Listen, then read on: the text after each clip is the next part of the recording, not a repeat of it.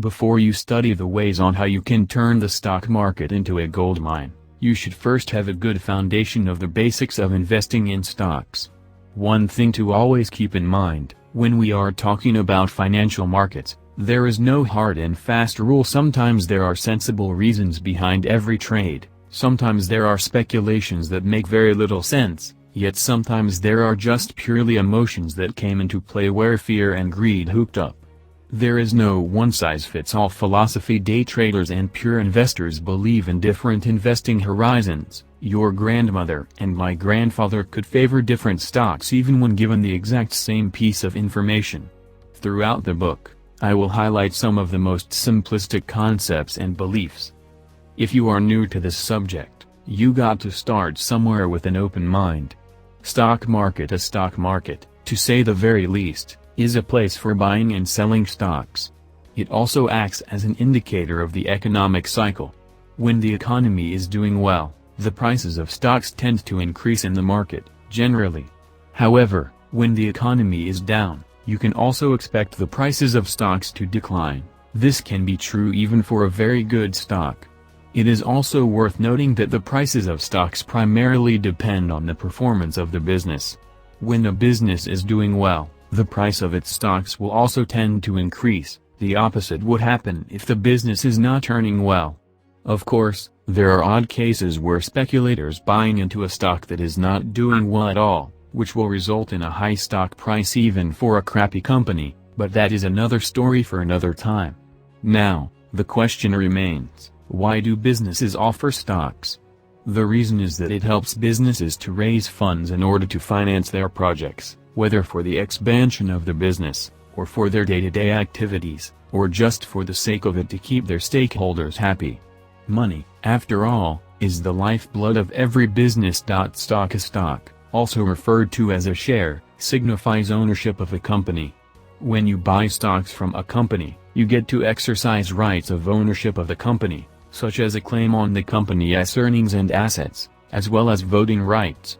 Take note that there are many kinds of stocks. But, when you hear investors talk about the stock market, they usually refer to common stocks. Stock market index. When people talk about stocks, you may hear them talk about how the market rises or falls in a day. However, when you take a look at the stock market, you may see that not all of the stocks rise or fall on that day. The way to understand this is to know the stock market index, or indices, plural. There are many stocks listed on the stock exchange. Similar stocks are grouped together and formed an index. The way these stocks are grouped together may be based on capitalization, industry, company size, and other factors. Since they are grouped together, any change in the value of the stocks that belong to a particular index will affect the value of the index. Famous indices in the world are, but not limited to, the following: Dow Jones, Nasdaq, and S&P 500. Having an index is a good way to sort the different kinds of stocks in the market. After all, the stock market is composed of so many stocks. It will be chaotic if you do not sort similar stocks together. It is also a point of reference for comparison. You can compare the trend of the index value with the trend of the price of particular stocks that belong to that same index. You can also compare one index with another index and see which industry may be a profitable investment. Since there are countless of stocks in the market, and the index is able to sort all of them out in an orderly way, an index acts as a good representation of the entire market. For example, if you take a look at the index of the IT industry, then you will know the average performance of the stocks in the IT industry. This applies to other industries. Of course, there are other ways to make comparisons depending on how the stocks are sorted in an index. How the stocks are grouped together determines the type of classification of the index.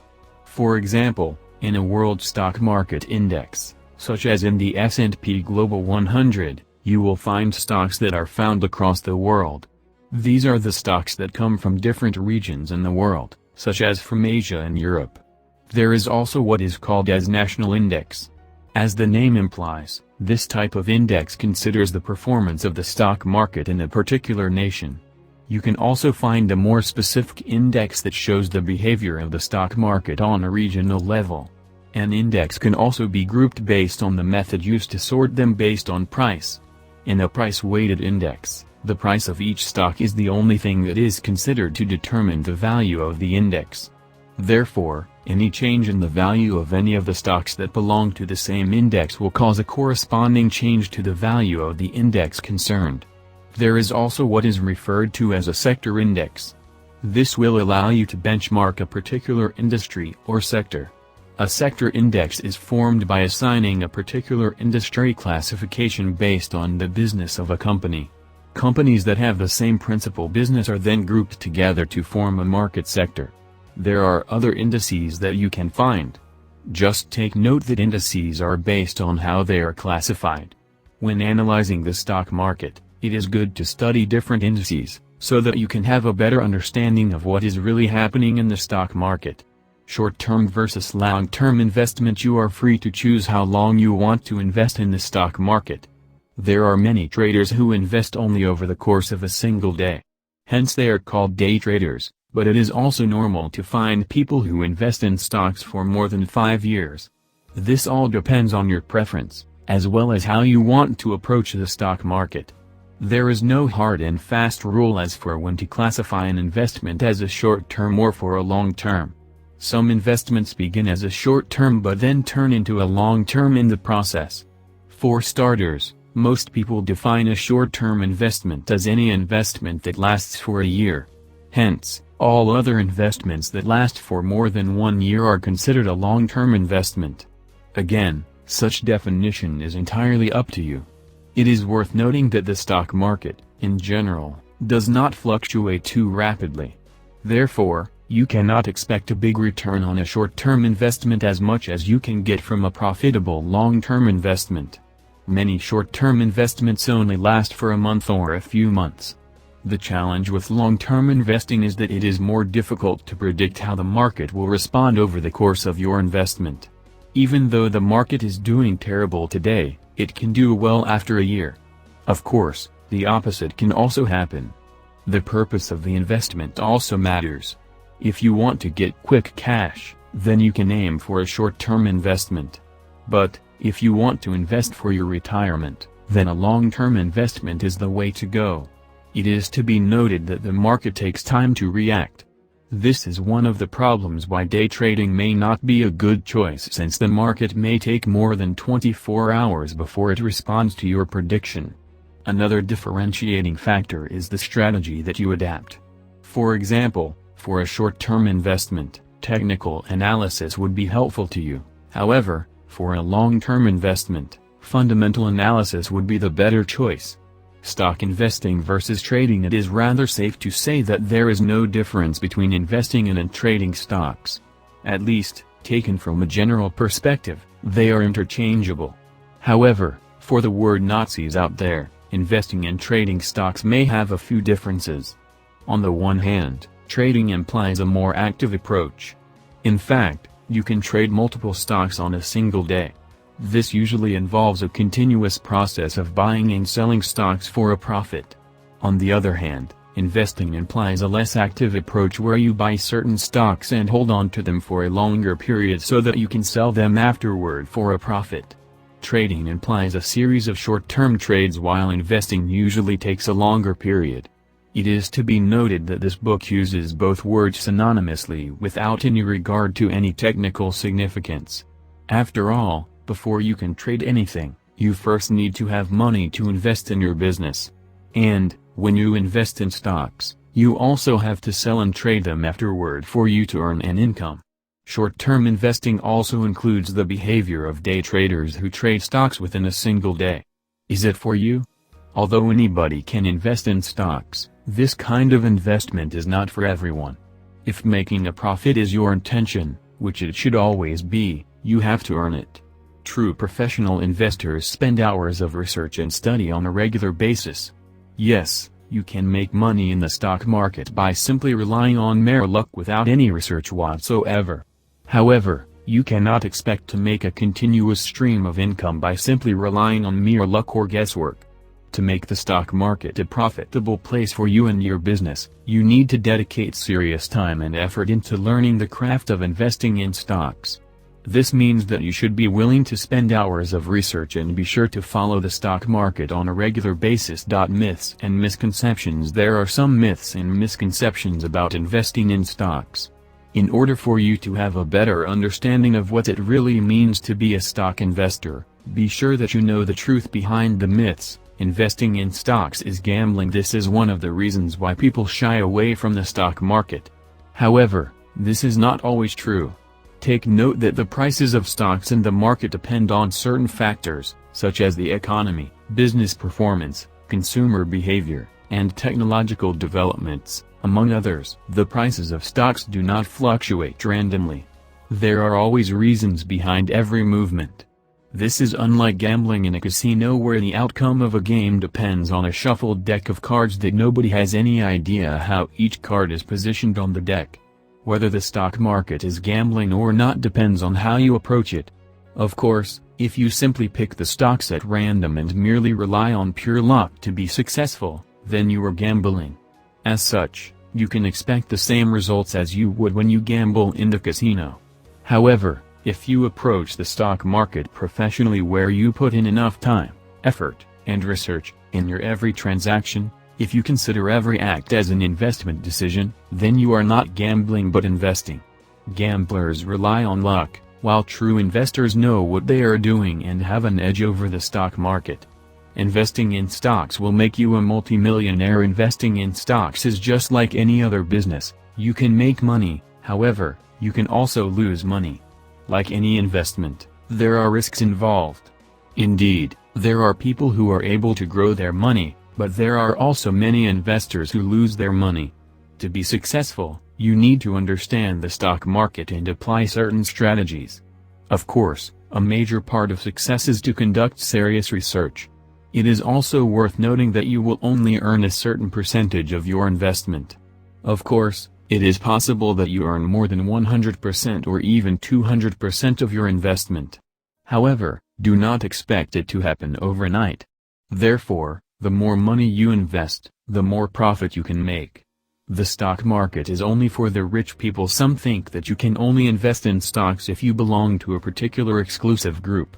This is not true. The stock market is open to everyone provided you are of legal age, and there are no other legal prohibitions applicable to you in your state.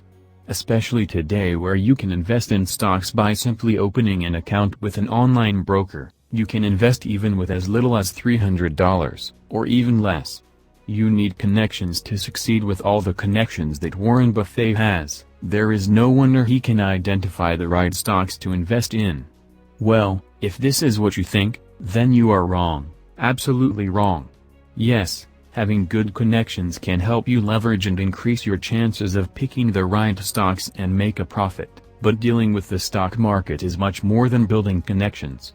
In fact, there are many investors who make a good amount of income even without any connection with anyone whatsoever. Thanks to the internet, which literally makes our world smaller, you can easily access different sites and gather information from the comfort of your home. There are also many analyses and reviews shared by other investors that you can use as an additional reference. Here is the truth: you do not need connections. Period. What you need is to research and study the stock market and work on your winning strategies. You need extensive financial knowledge. This is another myth that needs to be busted. Of course, having financial knowledge is something that you need to help you choose the best stocks to invest in. This is true, especially if you use financial analysis, which is one of the most common investing strategies. However, there are other strategies that you can use without you having to look at any number. This, of course, does not mean that you should not bother developing your financial knowledge, but only shows that you can still invest and make money by investing in stocks even if you have limited knowledge of business finance. It should be noted that you do not need to have an extensive knowledge. Learning the basics would be enough. In fact, you can develop your financial knowledge just by researching stuffs online. The important part here is to analyze what you already know. Quick way to make money: if you have a huge capital and can buy and sell millions of shares, then you can make money by investing in stocks quickly. However, only a few people have the blessing of having millions or billions of monies in their bank accounts. Also, if you are a beginner, The best way is to start small regardless of how much capital you have. An easy way to make money, since you just have to pick stocks and invest in some money, wait for some time, and then sell to enjoy your profits. Then making money with the stock market must be easy, right? I am afraid that is a no. Although you can do all these with just a few clicks of a mouse, investing in stocks is not as simple as it looks. The main problem lies in choosing the right stocks to invest in, as well as the proper timing. Now, for you to identify these two major points, you need to exert serious effort and time in research and analysis. Your partners in crime. Before you can invest in the stock market, you need to open an account with a broker. Thanks to technology, there are now many stock brokers online. So, you do not have to worry about leaving your home and going to the office. Just sit still with your cup of coffee or tea, turn on your computer, and start investing. When you do a search online, you will find many stock brokers that seem to offer the same service. The problem is that with all the brokers out there persuading you to sign up and make an investment, how do you identify the broker that can best suit your needs? Here are the standards or criteria to look for. Make sure that your broker passes this standard so that you will have the best investing or stock trading experience. Banking. This is an important part to consider before you even deposit any money into your account. Make sure to check the deposit methods, as well as the methods for making a withdrawal. It is not uncommon to find brokers that offer more options when making a deposit but only have limited options for making a withdrawal. You would not want to have your money locked up in your account without any way to withdraw it into real cash. A broker will usually require you to submit a copy of your identity documents before it even processes your withdrawal. Before you make a deposit, make sure that you know what these documents are and that you have them in your possession. Otherwise, you might not be able to withdraw your money. Also, take note how many days it will take for your broker to completely process your payment, counted from the time when you make a request for withdrawal. Minimum deposit and withdrawal limit. Take note of the minimum deposit requires. There are brokers that require a minimum deposit of at least $250, while others may accept a very small deposit of only $25. You should also know the minimum and maximum withdrawal limit. A broker may also charge a small withdrawal fee, which is normal. However, if you intend to make multiple withdrawals in a week, then the withdrawal fee is something that you should pay attention to. Demo account. Your broker should provide you with a free demo account. This is a good way to get a feel of actual trading in a real-time stock market environment without risking any money. A demo account is also good to use to test your strategy. Do not worry, all well-established stock brokers will provide you with a demo account. Fees. Stock brokers usually charge fees for trading. They often charge a trading fee, transaction fee, surcharges, and others. Although these fees are usually just a small amount, they can easily pile up quickly, especially if you make multiple trades in a short period of time. So, be sure to compare the different brokers that you find online and look for the one that offers the lowest fees. Trading platform. Every online broker will provide you with a trading platform where you can buy and sell stocks with just a few clicks of a mouse. Your broker should provide you with a professionally designed platform with useful features. The best brokers will offer you a free data or information about the stock market in order to help you make the best investment decision. Your broker should also provide you with graphs and charts in case you want to use technical analysis. Trading restrictions. Your broker should not restrict how you trade, as well as how much you can trade. Unfortunately, there are some brokers that will require you to first contact them before you buy a stock using the platform, as if you need their permission. for every investment that you make. Some brokers will even place a restriction as to the number of stocks that you can buy or sell. You should stay away from these brokers. You should only work with a broker that will allow you to make an investment on your own. It should also allow you to trade as many stocks as you want. Reviews and trust trading. Of course, you need to work only with a broker that is trusted and reliable. Therefore, before you even sign up for an account with any broker, be sure to check the reviews given by other investors. An easy way to do this is simply to use your favorite browser, key in the search bar the name of the broker, and simply add the word reviews.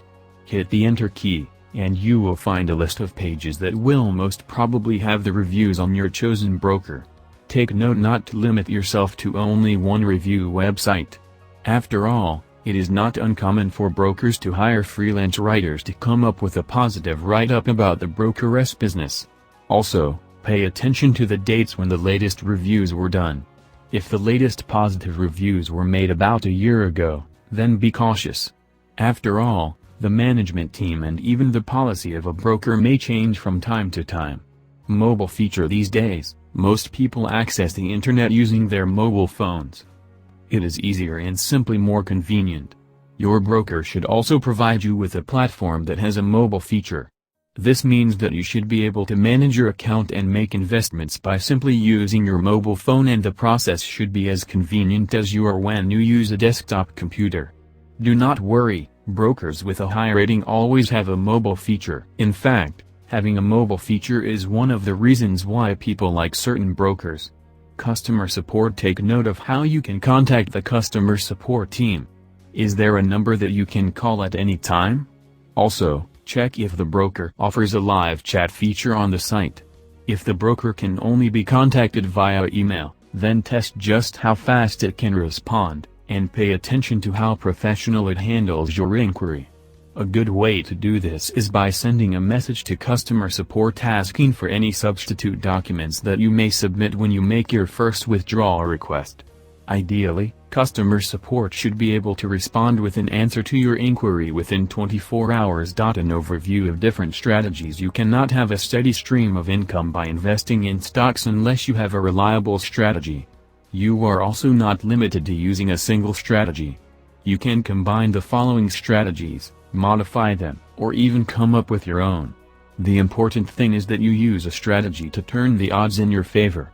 Fundamental analysis. Anyone who has invested in stocks or any business has probably encountered this strategy.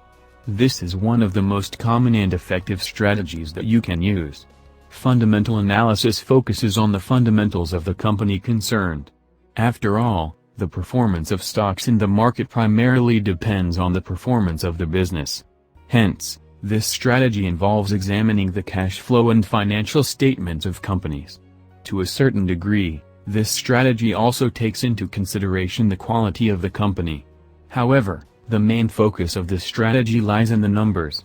When you use this strategy, your objective should not be merely to earn from the capital gains but to receive all the benefits of owning a prosperous company. Technical analysis. If you are not fond of numbers and would rather deal with something more visual, such as graphs and charts, then you might like technical analysis. This strategy deals with analyzing graphs and charts which show how the prices of stocks fluctuate within a given time period. It is believed that the many factors that affect the performance of stocks have their accumulated effect on the price. Therefore, by understanding the changes in price alone, you can understand the market without having to bother yourself with too much data.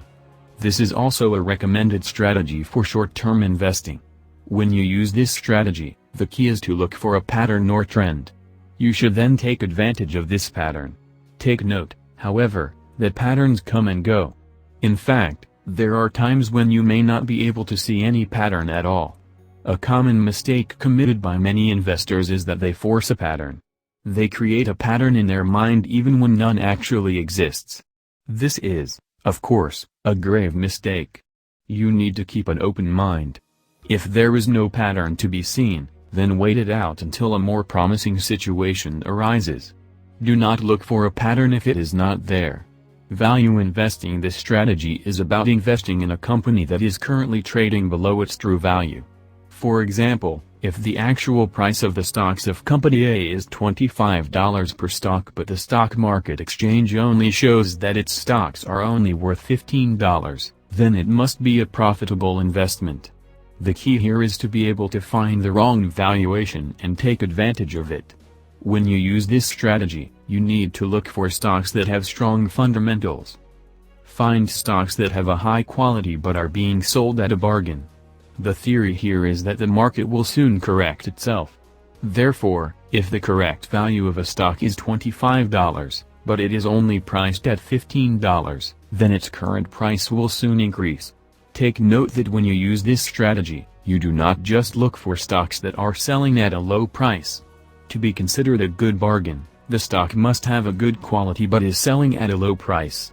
Therefore, if the stocks of Company A used to sell at $23 per stock, but then they now drop to $14 per stock, it does not mean that they are good stocks to invest in. In fact, such drop in price signifies a serious problem in the company. Growth investing. This strategy became popular in the 1990s, during the time when technological companies were on the rise. Back then, many investors who applied this strategy were able to get a huge amount of profit. It is to be noted that this strategy is riskier than other strategies. The best way to understand this strategy is to compare it with value investing. While value investing focuses on the present moment, growth investing focuses on the future. This is the reason why a growth investor may buy a stock that is currently trading higher than its actual worth. Again, a growth investor looks into the future. This is because when he sees that a particular stock will trade at a higher price in the future, then the investment that you make today can be considered a profitable one. When you use growth investing, the best stocks to invest in are those that have a high capacity to grow. Therefore, growth investors pay special attention to small and new companies. This is because small and startup companies have a big potential and space for development. Qualitative analysis. This strategy gives primary focus on the quality of a company. You need to consider the people who manage the company, their character, and where they come from. The reason is that a company, no matter how good it is, will not do well if it is badly managed. It also takes into consideration the management philosophy of the company or the style by which the people of the company intend to achieve its goals. Pay attention to the managers of the company, their background, and experiences. Are they experienced enough to do the job? Do their experiences fit with their responsibilities? You should also consider the labor force. Are the people who function as the arms and legs of the company competitive enough to their job? It may be hard to understand numbers all the time. Sometimes it is easier to estimate people. This is where qualitative analysis comes into play. For example, a company that is composed of the best business people in the world would have a higher rate of success. Accordingly, there is a good chance that the price of its stocks will increase, which makes it a good investment. Stock split advantage. A company usually declares a stock split when the price of its stocks gets too high that is no longer attractive to investors. When the price of stocks gets too expensive, it tends to project an image that it has already reached its peak and make people think that the stocks are no longer a good investment. Also, when the price of stocks gets too expensive, it tends to discourage investors from buying them. Hence, a company will declare a stock split. So, how does a stock split work? For example, if you have 30 stocks at $20 each and a stock split is declared, then you will end up with 60 stocks at $10 each. It is a fair division. The number of stocks will increase after the split, but their price will also decrease. It is worth noting that a stock split is not limited to dividing a stock into two. A stock split may divide a stock into 3 or even more splits. The way to use this strategy is to examine a company that has just declared a stock split. If the stock split was legitimately done due to a flourishing business, then the stocks of that company may be a good investment. Of course, you should also find out as much as you can about a company and make your analysis. Relying on a stock split alone is not a good idea. You should be aware of the reverse split. The reverse split is also like a stock split but in reverse. Unlike a stock split, a reverse split is a bad sign. Remember to stay away from companies that use a reverse split. Here is how the reverse split works. If you have 10 shares of stock at $10 each in company X and a reverse split is done, then you will end up with 5 shares at $20 each. As you can see, the price of the stocks has increased significantly. A company may use a reverse split to entice investors to make an investment. But, as you can notice, it is actually a fraudulent move. The increase in the price of stocks is not caused by any progress or development in business but merely by mere manipulation. Of course, a company who exercises a reverse split may be successful in the future. However, such act is a sign that the company is already struggling at the present time. Although success is still possible, investing in a company that uses a reverse split is too risky. After all, you can find other companies to invest in. Income investing. The key to this strategy is to find well-established companies that have a steady stream of income. Take note that when you invest in stocks, you become a part owner of a company business. This makes you entitled to receive dividends. When you use this strategy, you should look for big and well-established companies that no longer seek expansion. Instead of using the company earnings for the expansion of the business, these companies pass dividends to stockholders. A good example of this kind of company is Johnson & Johnson. An important note when you earn income from dividends is that in most states such earnings that you receive from dividends are taxable at the same rate as wages. Therefore, you can expect for a higher tax than that imposed on capital gains. Check the laws of your state to be aware of the tax laws that may be applicable in your situation. Stock mastery. This strategy is something that you adapt for a long period of time. The way this works is that you need to choose a particular stock or company, and you need to study it every day until you have a really good understanding of how that particular stock works. Take note that the more you know something about a stock, the better that you will be able to predict its behavior, and this is the key to profit. Should you choose to use this strategy, take note that this should be a part of your day-to-day activity as an investor. It is worth noting that you should not rush in making any investment. Remember that you are not obliged to place an investment. Therefore, to increase your chances of making a profit and avoid losing your investment, only make an investment when you are sure that the chance of success is high. Otherwise, just wait it out until you find the best time to invest. CAN-SLIM. CAN-SLIM is an acronym that stands for Current Quarterly Earnings, Annual Earnings Growth, New Product, Service, Management, or High Price, Supply and Demand, Leader or a Laggard, Institutional Sponsorship, and Market Direction. According to this strategy, by simply looking at these factors, you can pinpoint the best stocks to invest in. So, how do you apply this strategy? The first step is for you to identify stocks that have a quarterly earnings increase rate of at least 25%. Since you also need to be particular with the growth of the company for a long term, you should also consider the annual earnings growth of the company. This strategy recommends that you should look for a company that has 25% annual earnings growth, minimum, for the past 5 years. You should also keep watch of companies that offer something that is new to the market. Studies show that one of the common characteristics of the best stocks performers is that their companies have something new to offer to the market. You should also pay attention to the rule of supply and demand. If a limited product has a high demand, then the effect is that its price will increase. In business, this rule of supply and demand is always present. The next thing that you need to identify is where the stocks are coming from. Is the company considered a leader in the industry or a laggard? Of course, your aim is to get your stocks from a leader. Therefore, when you use this strategy, only get your stocks from reliable and well-established companies. This does not mean that you should completely ignore new companies. After all, there are a good number of startup companies that have a potential to make it big in the market. Many activities in the stock market also come from mutual funds and pensions, so also keep your eye on institutional sponsorship. Lastly, keep your eye on the market trend. If you can read the trend and take advantage of it just before it changes, then you can turn it into a gold mine for profit. Averaging down. This is an aggressive strategy, so be careful when you use this strategy. The way this works is as follows. You pick a set of stocks that you think would be profitable. Now, if the price drops, you then buy the same stocks again. If the price decreases again, then make another buy order. Your advantage here is that you get to buy the stocks at a lower price each time. Of course, such is caused by the decrease in the price of the stocks. So, how do you profit? You profit once the trend goes upward. This means that you will profit a big amount when the value of the stocks increases and shoot up above its original price, the price when you first invested. Since you have bought the stocks at a bargain each time the price went down, then you can expect to get a big profit when the price shoots up.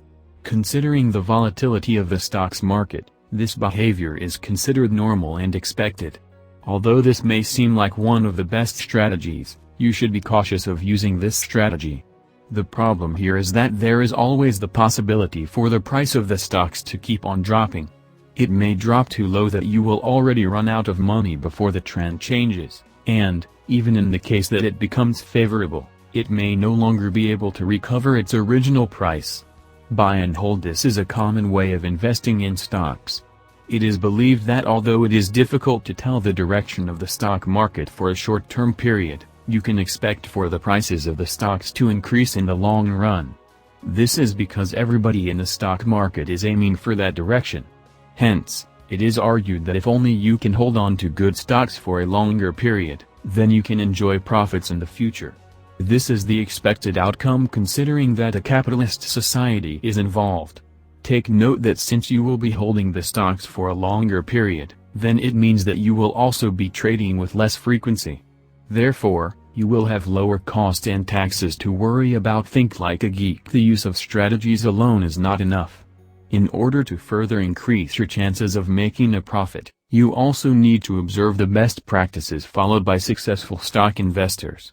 Sufficient research. It is not surprising why so many people lose their money when they invest in stocks. Although books on the subject always emphasize the importance of doing research, only a few are able to research properly. Unfortunately, many investors think that simply because they have researched the market for 2 straight hours, then it would be enough foundation to come up with a sound investment decision. This is wrong. Make sure that you conduct a sufficient research. If you are serious about being a successful investor, then research should be a natural part of your day-to-day life. Start small. It does not matter how much money you have in your account that you can use for investing. When you are a beginner, you should always start small. In fact, it is recommended that you first use a demo account, so that you can test the water without risking any money. This will also give you a chance to learn how to properly navigate your broker's platform.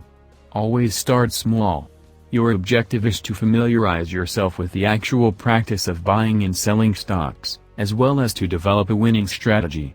Do not worry, once you have a reliable strategy in place, you can always increase the amount of your investment, which will also increase your potential profit.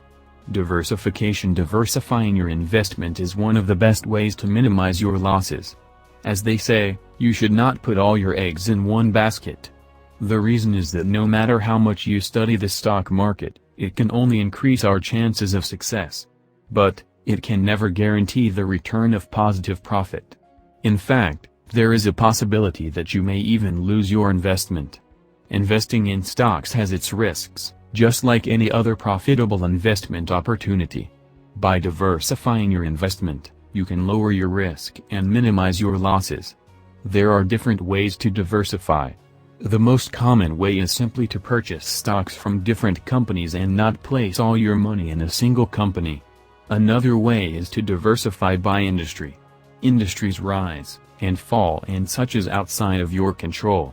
An industry that is well and blooming today may no longer be considered a profitable investment by tomorrow. Therefore, scatter your investment over different industries. Asset class diversification is another way to diversify. You do this by investing in the different asset class, such as in bonds, stocks, commodities, and others. When you apply this strategy, you should learn how to time it well. For example, in case of an economic recovery, stocks may be your best asset to invest in. However, in case of recession, investing in bonds could be a better option than investing in stocks. Strategy diversification is another effective way to cut down your risk. Depending on where you want to invest or how you want to invest, Short-term or long-term, certain strategies may be more applicable than others.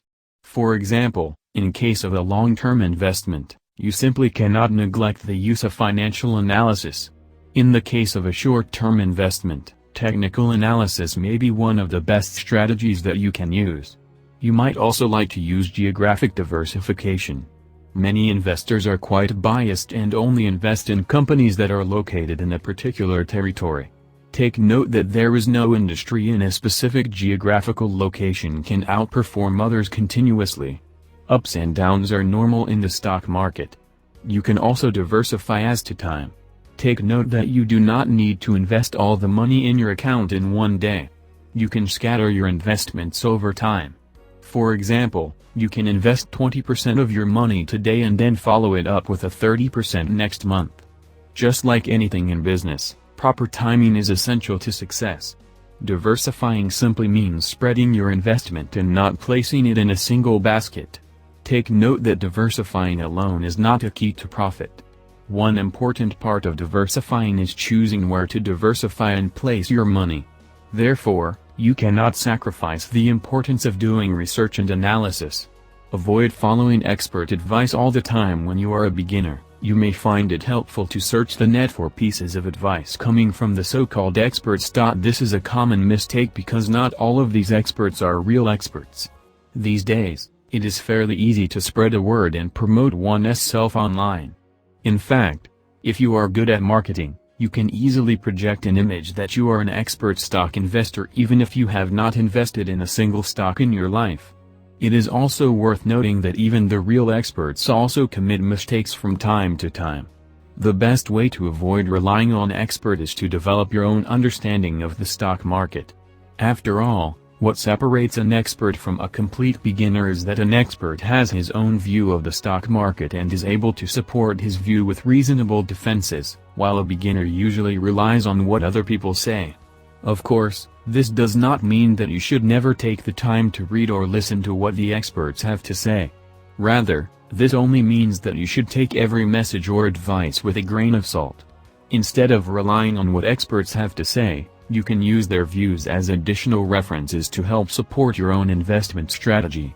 Beware of the pump and dump scheme. The pump and dump is a common scheme that you should watch out for.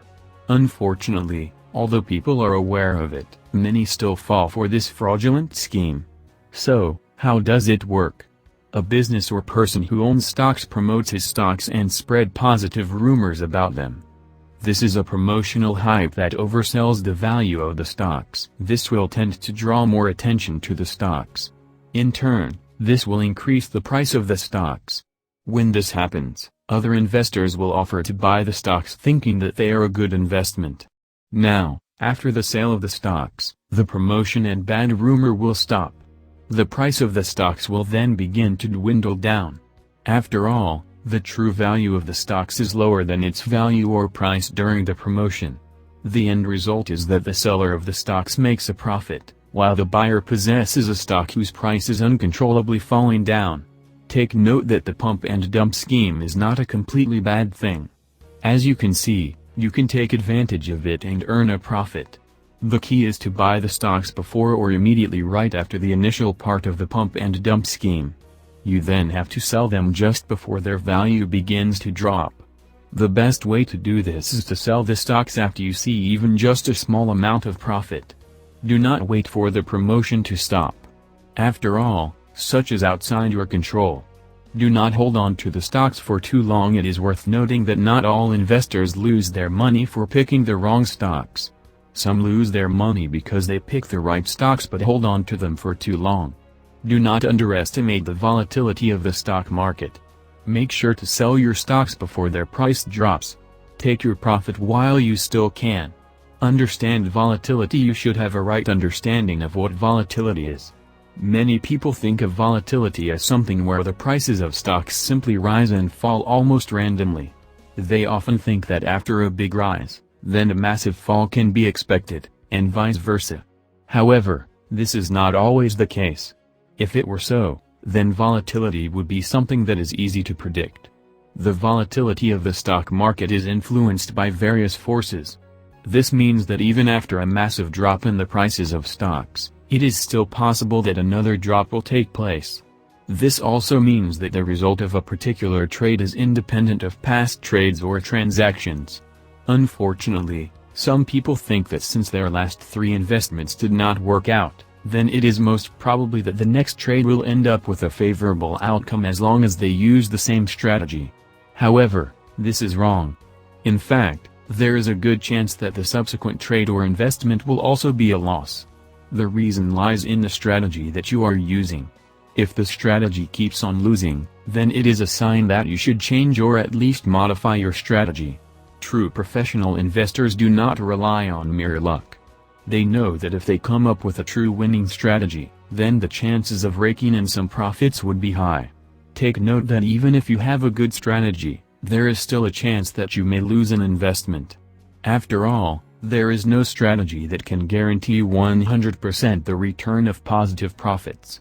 But, with consistent research, hard work, and practice, you can tilt a favorable outcome to your side and establish a winning edge over the stock market.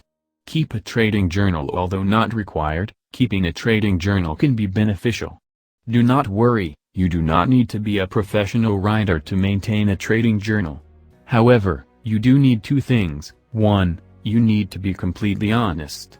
This means that you should admit and accept your strengths and weaknesses, as well as the outcome of every investment that you make without any bias. And, 2, you need to update your journal on a regular basis. Your trading journal can contain any information that you want that is related to your life being an investor. Ideally, you should write in your journal the reasons why you want to invest in stocks, as well as your short-term and long-term goals. This is something that you can come back to in the future in case you get lost or confused along the way. Your journal should also include your strategies, the investments that you make, and your objectives. Simply put, your journal is as meaningful as you make it. It is recommended that you write as much as you can in your journal. The reason is that your journal should serve as an unbiased mirror that will allow you to view yourself from a different perspective. It will make it easier for you to spot any weakness or part of your strategy that still needs to be modified. There are many things that your journal can teach you. Again, the important thing is for you to be completely honest with every detail that you write in your journal, and update it regularly. Do not approach investing as a hobby. The sad truth is that most people who invest in stocks approach the stock market as a hobby. Although you are always free to consider it a mere hobby, you can also expect to get a fair result just as when you approach any other business as a mere hobby, without any commitment or dedication. If you want to get a good amount of regular income from your investment, then you should take it as a business or a profession. The problem with those that consider this kind of venture as mere hobby is that they fail to exert the right amount of effort and research that will enable them to increase their chances of making a profit. Wait it out. Sometimes the best way to deal with the stock market is simply to wait it out. It is inevitable that you will soon encounter a time when the market is simply going down. Instead of being too bothered and placing risky investments, just wait it out. Waiting things out does not mean that you would completely ignore the market. It means that you should still follow what is happening in the market, but do not make any move or investment. Wait for the right time to act. When the market recovers, then be sure that you are there to take advantage of it. Do not be an emotional trader. Although it is good to have passion in what you do, you should not allow your passion or emotion to get in the way and cloud your judgment. When you make an investment, it is not enough that you feel good and confident about it. Rather, you should feel confident of your trade because you have done the right research and study, and that there are good reasons to believe that it is the best investment. When you allow your emotions to cloud your judgment, you will not be able to think clearly. Therefore, at any time that you feel like your emotion is getting in the way of your decision-making, stop and do not place any investment whatsoever. Wait for the undue emotion to disappear before you make a move. Take advantage of a bull market. A bull market describes the stock market. It signifies that the prices of stock in the market are rising, which is good. On the contrary, when the prices are falling, then it is called as a bear or bearish market. You should learn to take advantage of a bull market. Of course, the key here is to be able to recognize that a bull market is the current situation of the market or when a bull market is just about to take place. You need to place your positions, investments, as early as possible so that you can take advantage of the rise in the prices of stocks. A bull market usually takes place after a bearish market. It is important for you to recognize as quickly as possible when a bear market would end and a bull market to begin. To do this, you need to keep up with your day-to-day research and analysis. Although a bull market may be promoted on the news, the best way to take advantage of it is by placing your investments at its inception. The reason is that a bull market is usually followed by a bearish market. If you wait for a bull market to be announced before you act up, then it may already be too late for you. Take note that the way to be ahead of the stock market is to be ahead of the competition. Be the first to grab every opportunity. Test and develop your strategy. Always test your strategy, and test it multiple times before you use it with real money involved. Take note that you have to repeat this process even if you just change or adjust a minor part of your strategy. A good way to do this is by using a demo account or by investing the minimum amount. When you are a beginner, a big part of your time should be spent on developing a reliable strategy that can earn you some profits. It is advisable that you should focus on increasing your success rate. Take note that as a beginner, your main objective is not to earn money right away. Your first concern is to develop a winning strategy. Of course, a winning strategy depends on the situation, as well as on the amount of research that you make. When it comes to success in the stock market, the more information you have, the better is your chances of hitting the right investment. Do not rush. It takes time to know the best investment decision.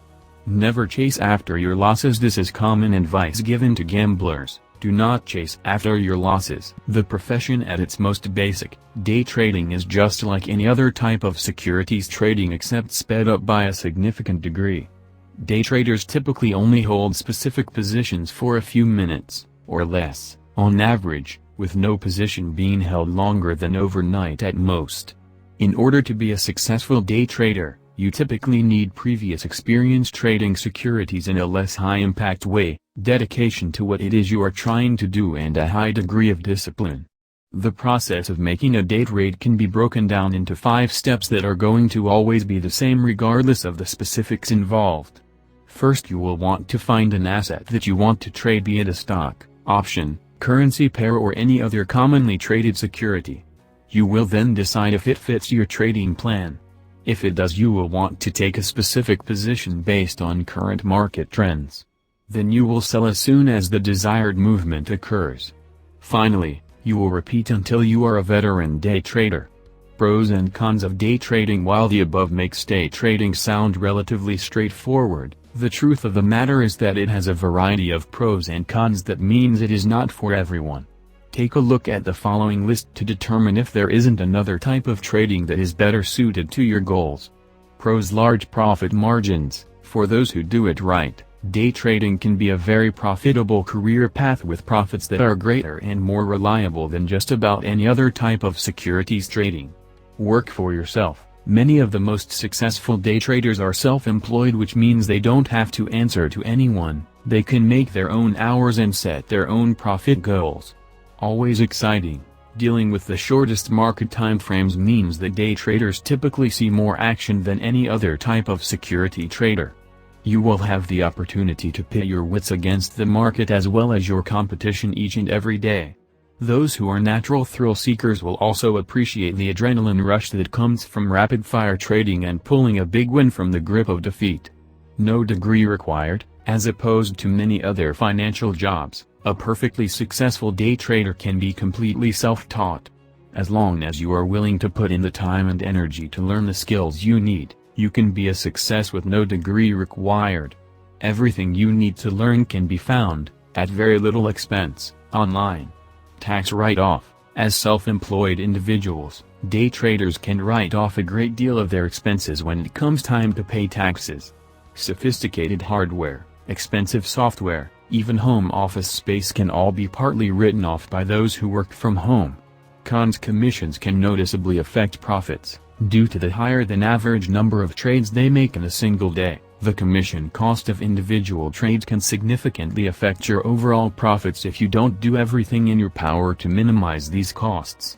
The potential for a loss is substantial, Day trading is without a doubt the most difficult of all of the types of securities trading to make a reliable profit in. Most day traders see nothing but losses for at least the first month of their nascent career, and if they are not careful, these losses can prevent them from ever reaching profit-making status. While only trading what you can afford to lose is something that every trader should keep in mind, many new day traders trade with borrowed money in the form of margin trades or capital from loans, which can cause them to start out from a significantly indebted position. High startup costs. Day traders are actively competing against hedge funds, high-frequency traders, and other professionals who often have trading capital reserves in the millions. As such, in order to compete, it is recommended that you have a trading bankroll that is at least $10,000 at the bare minimum. Additionally, you are going to need to invest upfront in charting software, a trading platform, computer hardware, and more. Added to this are the ongoing costs of commissions, live price quotes, and other brokerage fees, all of which add up faster than they otherwise would due to the high volume of trades to be made. Finally, many brokerages will not allow you to day trade unless you have proven yourself to be a successful trader on a smaller scale, which means there is a time as well as a monetary commitment. Self-employed. While there are benefits to working for yourself, there are also drawbacks. These include a lack of health insurance, a steady paycheck, and corporate infrastructure, just to name a few. This also means that you will need to deal with the isolation that comes from working by yourself with no one around to lend a hand or to make sure you spend your days working instead of browsing social media. You will be completely responsible for your own success. Finally, in order to truly day trade successfully, you need to commit fully from the start, which means giving up your steady paycheck to try something far less guaranteed. Market lingo: long. If a trader takes a long position, that means they purchased a specific stock, option, currency pair, etc. Short. If a trader takes a long position, that means they sold a specific stock, option, currency pair, etc. Bear market. If the market is trending downward, this is considered a bear market. Bull market. If the market is trending upward, then this is considered a bull market. Bid price. The bid price is the price that traders are currently buying a given asset for. Ask price. The ask price is the price that traders are currently selling a given asset for. Spread. The difference between the ask price and the bid price. Open. The open price is the price of a given asset at the start of the trading day. Close. The close price is the price of a given asset at the end of a trading day. Slippage. The difference between the price of a bid or ask when you decide to make a trade and the actual price when you commit to it. Intraday range. The difference between the high and low of a given asset between different days. Volume. The number of shares that trade hands in a given day. Liquidity. This refers to the ease with which a given security can be obtained. In general, the greater the liquidity, the lower the price volatility, the degree to which the price of a security is likely to change over a specific period of time. How to find securities to trade. Pre-market movers. While pre-market prices are subject to change once the market opens, they are a great place to start. The first thing you are going to want to look for is a high degree of volume, not just for the day, but for the last 30 days. Check social media. Social media is often a great place to get a sense of impending news events before they happen. This, in turn, will allow you to determine how the market is going to move before it has a chance to get going and let you get in on the ground floor of potential incoming changes. Earnings calendar. A surefire way to see an increase in volatility is when earnings are reported. You are never going to want to jump on an assumed trend before they are released, but shortly thereafter the trade gates will be thrown wide open. Setting the path right. While it doesn't take much to make one or two successful trades now and then, if you want to make it into an everyday thing, then you are going to need to work at getting into the mindset of an effective day trader. While no two day traders are the same, those who are successful at the practice all tend to exhibit many of the same positive characteristics and traits outlined below. Early riser. Despite the fact that the market doesn't open until 9:30 a.m., the most successful day traders like to get a jump on the day and use the early morning hours to track the international markets so they know what will greet them when the local market opens. No economy exists in a vacuum, and knowing what is happening in the world will give you a better idea of what type of changes the day will bring. Having an accurate macro view is crucial to determining the right micro changes to follow when the time is right. Practice, practice, practice, and practice. Day trading is a skill, which means that just like any other skill, it will only improve with practice. Common wisdom dictates that it takes 10,000 hours to become a master at something, which means that if you want to become a master day trader, then you will need to commit 8 hours a day to the task for 5 days a week for 57 months. While some traders are just naturally lucky, if you ever want to see a huge payout of your own, then you need to be willing to work for it. Remember, successful day trading is a marathon, not a sprint. Slow and steady wins the race. Make learning a habit. Being a successful day trader means never resting on your laurels, no matter how productive your current strategies or trading plan turns out to be. Rather, it is important to never be content with the status quo and always be on the lookout for the next big thing. New strategies are always being developed, and if you don't stay on the bleeding edge, then you will find yourself losing out to the competition. Additionally, the market is constantly changing, which means that if you are relying on information that's even a few days old, you can find yourself blindsided by market trends that you should have seen coming. This is why it is important to get into the habit of continuous learning and never let the habit go fallow. Know when to follow your own path. While following the major players in a given market is often a solid strategy, that doesn't mean you should just blindly follow the crowd all of the time. As a successful day trader, you should be doing your own research and trusting the results you find, even if it means going with a trade that is currently unpopular. If you are looking for a serious payout, then trading against the market is going to be the way to get you there, but only if you do so for the right reasons. A majority of the movement in the market each day is from sheep to follow what everyone else is doing with no regard for the reasons why they are doing so. Don't fall into this pattern. Be a wolf instead. Improve your intuition through diligent study and constant practice. Once you start to see the payoff from doing so, your confidence will improve and you will find it easier to trust yourself in the future. Be prepared. Truly successful day traders have a reliable plan that they can stick to without fail. That doesn't mean that they will blindly follow their plan in all scenarios, however, as they have also cultivated the ability to read the current state of the market on the fly in an effort to determine when things have changed enough to warrant going off book until the market settles down. In order to be able to go off book successfully, you are going to need to banish all emotions from your trading and focus on logic to the exclusion of all else. If you start trading with your heart instead of your head, the only thing you will achieve is failure. No strengths and weaknesses. The most successful traders are those who are in tune with themselves through a close examination of their strengths as well as their weaknesses. Following their example will allow you to make the most of the one while minimizing the effect the other has on your day-to-day trading experiences. This will help you minimize the risk inherent in the trades you make, maximizing your profits in the process. The easiest way to go about doing so is through the use of a trading journal. You are going to want to keep detailed notes related to all the trades you make to help you determine personal patterns that otherwise may not be visible. This means you are going to want to keep track of not just success and failures, but how given trades were determined in your emotional state throughout. Once you have enough examples to see the patterns, you will want to strengthen the positive ones through conscious usage and do your best to minimize the negatives. Commit at the right time. No matter how thorough, all the research in the world will never help you to be a successful trader if you don't have the ability to commit to a given trade when the time is right. The market is a fickle mistress, especially in the shorter time frame charts you are likely going to be using most frequently, which means that when the variables align and it is time to get in on a potentially profitable trade, you need to be able to do so without a moment's hesitation.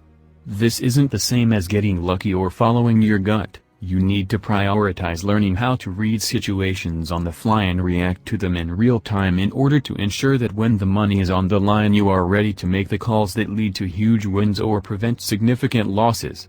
Personal motivation. If you ever want to give up your current job in exchange for a career as a successful day trader, then you are going to need to have the mental fortitude to treat it like a job, even when things get rough. Working for yourself means that there won't be anyone looking over your shoulder and forcing you to get to work. That motivation will all need to be generated internally. Only by stoking your personal drive to succeed will you be able to get out there and do what needs to be done, no matter how tough the going gets. The discipline to be successful can't be learned. You either have the ability to motivate yourself or you don't. There is no middle ground. Hold enough trading capital. If you ever want to be a truly successful day trader, then you need to start off on the right foot. Specifically, you need to have enough liquid trading capital to be able to absorb some losses, especially early on. If every trade you make represents the sum total of your trading capital, then this is likely to affect your mindset and lead you to make decisions out of fear as opposed to what the market is telling you. It is important to understand your limits, but it is also important to not have such strict limits that they prevent you from trading successfully. No trader, no matter how skilled, is going to be right 100% of the time. Having a decent amount of trade capital will allow you to play the long game, which means being able to come back from losses now and then and keep going until the profitable trades arrive. A good rule of thumb is that you should never commit more than 2% of your total trade capital into any individual trade, which means you need a reserve that is large enough to ensure 2% is enough to profit from each time you commit it. Sticking with this rule will help to guarantee that your emotions don't get in the way and that you are free to let the facts guide each trade you make. Keeping an emotional distance from your trades will make it easier to remain analytical during all of your trades, especially early on, which will help you improve your overall trade percentage in the process. Never rush. While making split-second decisions is important, that doesn't mean you are going to want to rush the process. Successful day traders take the time they need to analyze every situation where money is on the line and then proceed with the course of action that will result in the greatest overall return. Before you make any decision that will affect your bottom line, it is important to have a clear idea what the result is going to be, every time. Additionally, it is important that all of your decisions are proactive as opposed to reactive, as this is the only way you are ever going to find reliable success. The gold nuggets: while there is always going to be a little luck associated with day trading, there is still plenty you can do when it comes to improving your averages and maximizing your profits in the long term. The following tips and suggestions are a good place to start when it comes to building a successful day trading career. Finding the right trades: the first thing you need to remember is that every successful trade is always going to be based around a measured approach. As such, the first thing you are going to want to do is make sure you are trading the types of stocks that not only align with your long-term goals but match up with your temperament as well. Additionally, you will want to utilize any existing knowledge about relevant fields that you may have to lean into a specific type of stock. For example, if you previously worked in manufacturing, then sticking with stocks that are based on companies who deal heavily in manufacturing can give you an edge, as you innately understand the ins and outs of those companies, which can give you a better idea as to what will cause those stocks to move in unexpected ways. Regardless of the types of stocks you choose to focus on, there are three key aspects of every trade you are going to want to keep in mind before you pull the trigger. Time frame. The most important thing to keep in mind is that you are always going to want to trade in a time frame that matches up with your state of mind. Trading in a time frame just because someone else says you should is a great way to end up either nervous or impatient, neither of which is a mindset that is going to help you make any money. If you are just getting started in day trading, then the time frame you are most likely to be comfortable with is the 5-minute chart.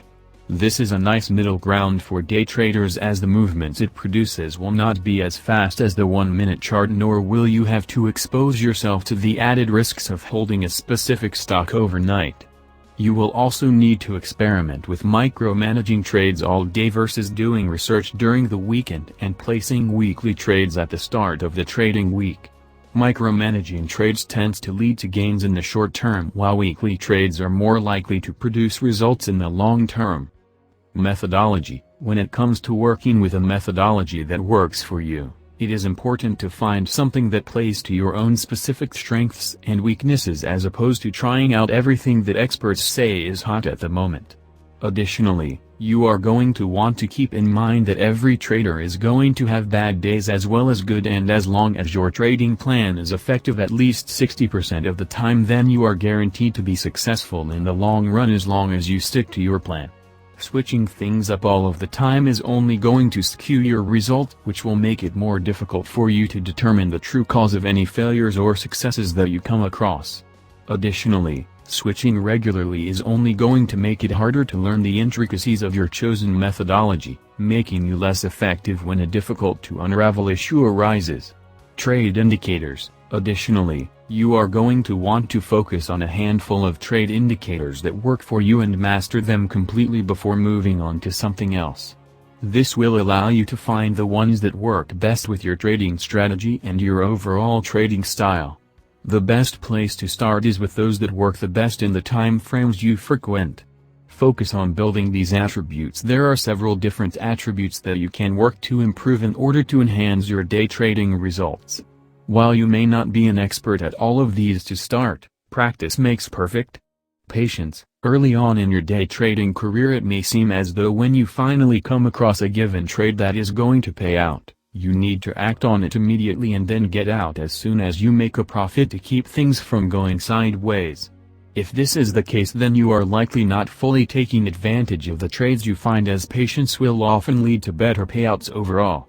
This is why it is important to determine your potential entry and exit points before you jump into a trade so that there is no opportunity for emotion to get in the way of your profits. What's more, if the trade doesn't reach the numbers you were anticipating, then it is important to not simply follow through with it anyway. You must have the patience to disregard it and then wait for something better to come along.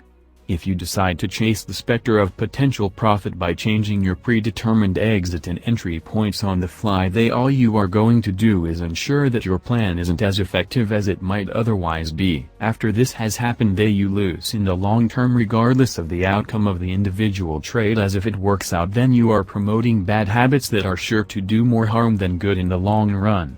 Faith. Having faith in your trading plan is crucial when the rubber hits the road and you are staring down a potentially profitable trade.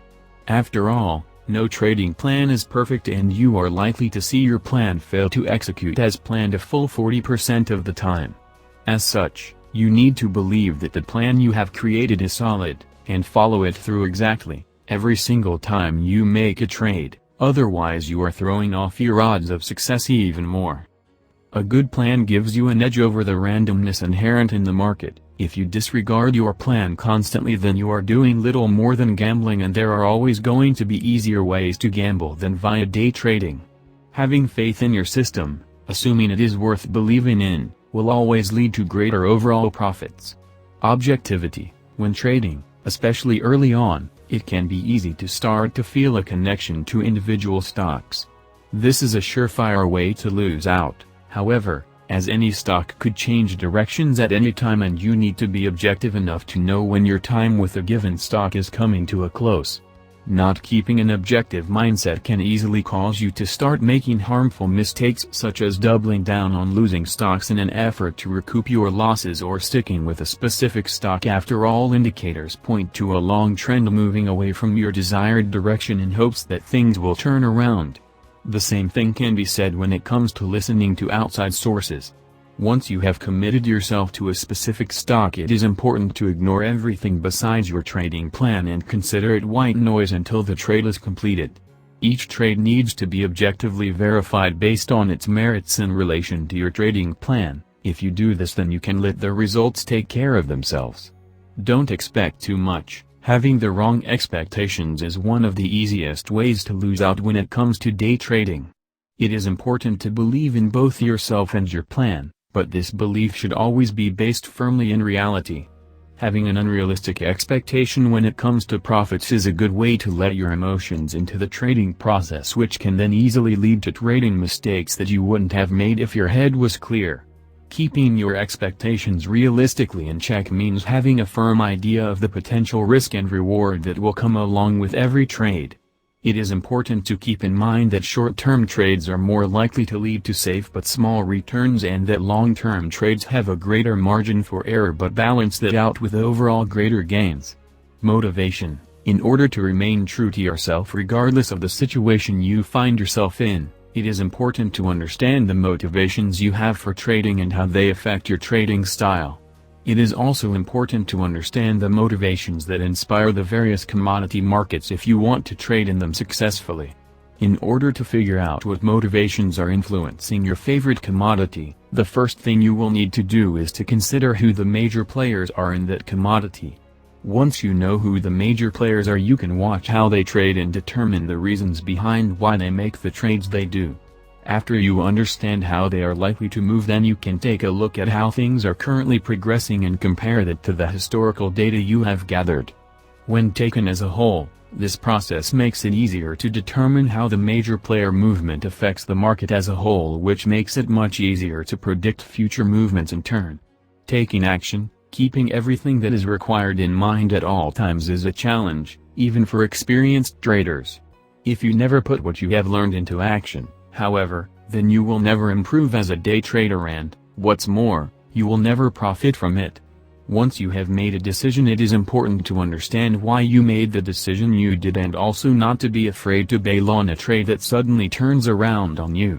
It is important to keep in mind that a small loss in the present is always preferable to a potentially large loss somewhere down the line.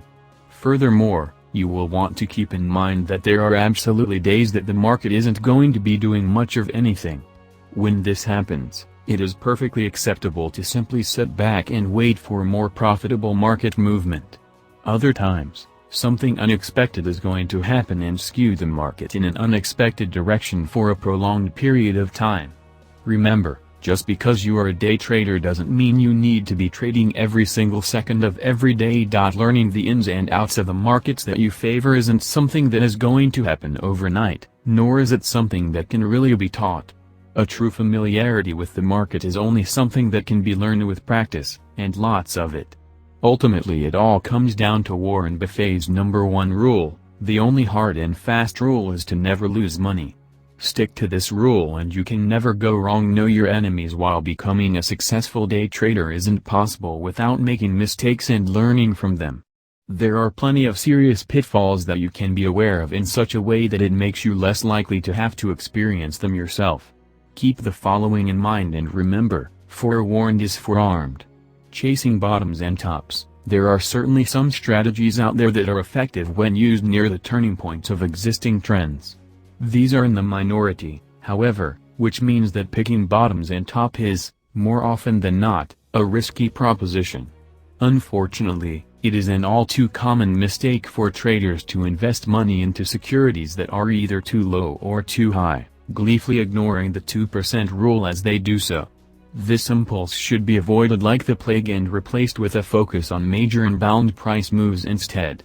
Sticking to one side of markets that are range-bound will lead to better long-term results at least 90% of the time. Not having a good exit plan. It is common for new day traders to have a plan when it comes to getting in on a potentially profitable trade without having an equally solid idea for when they are going to get back out.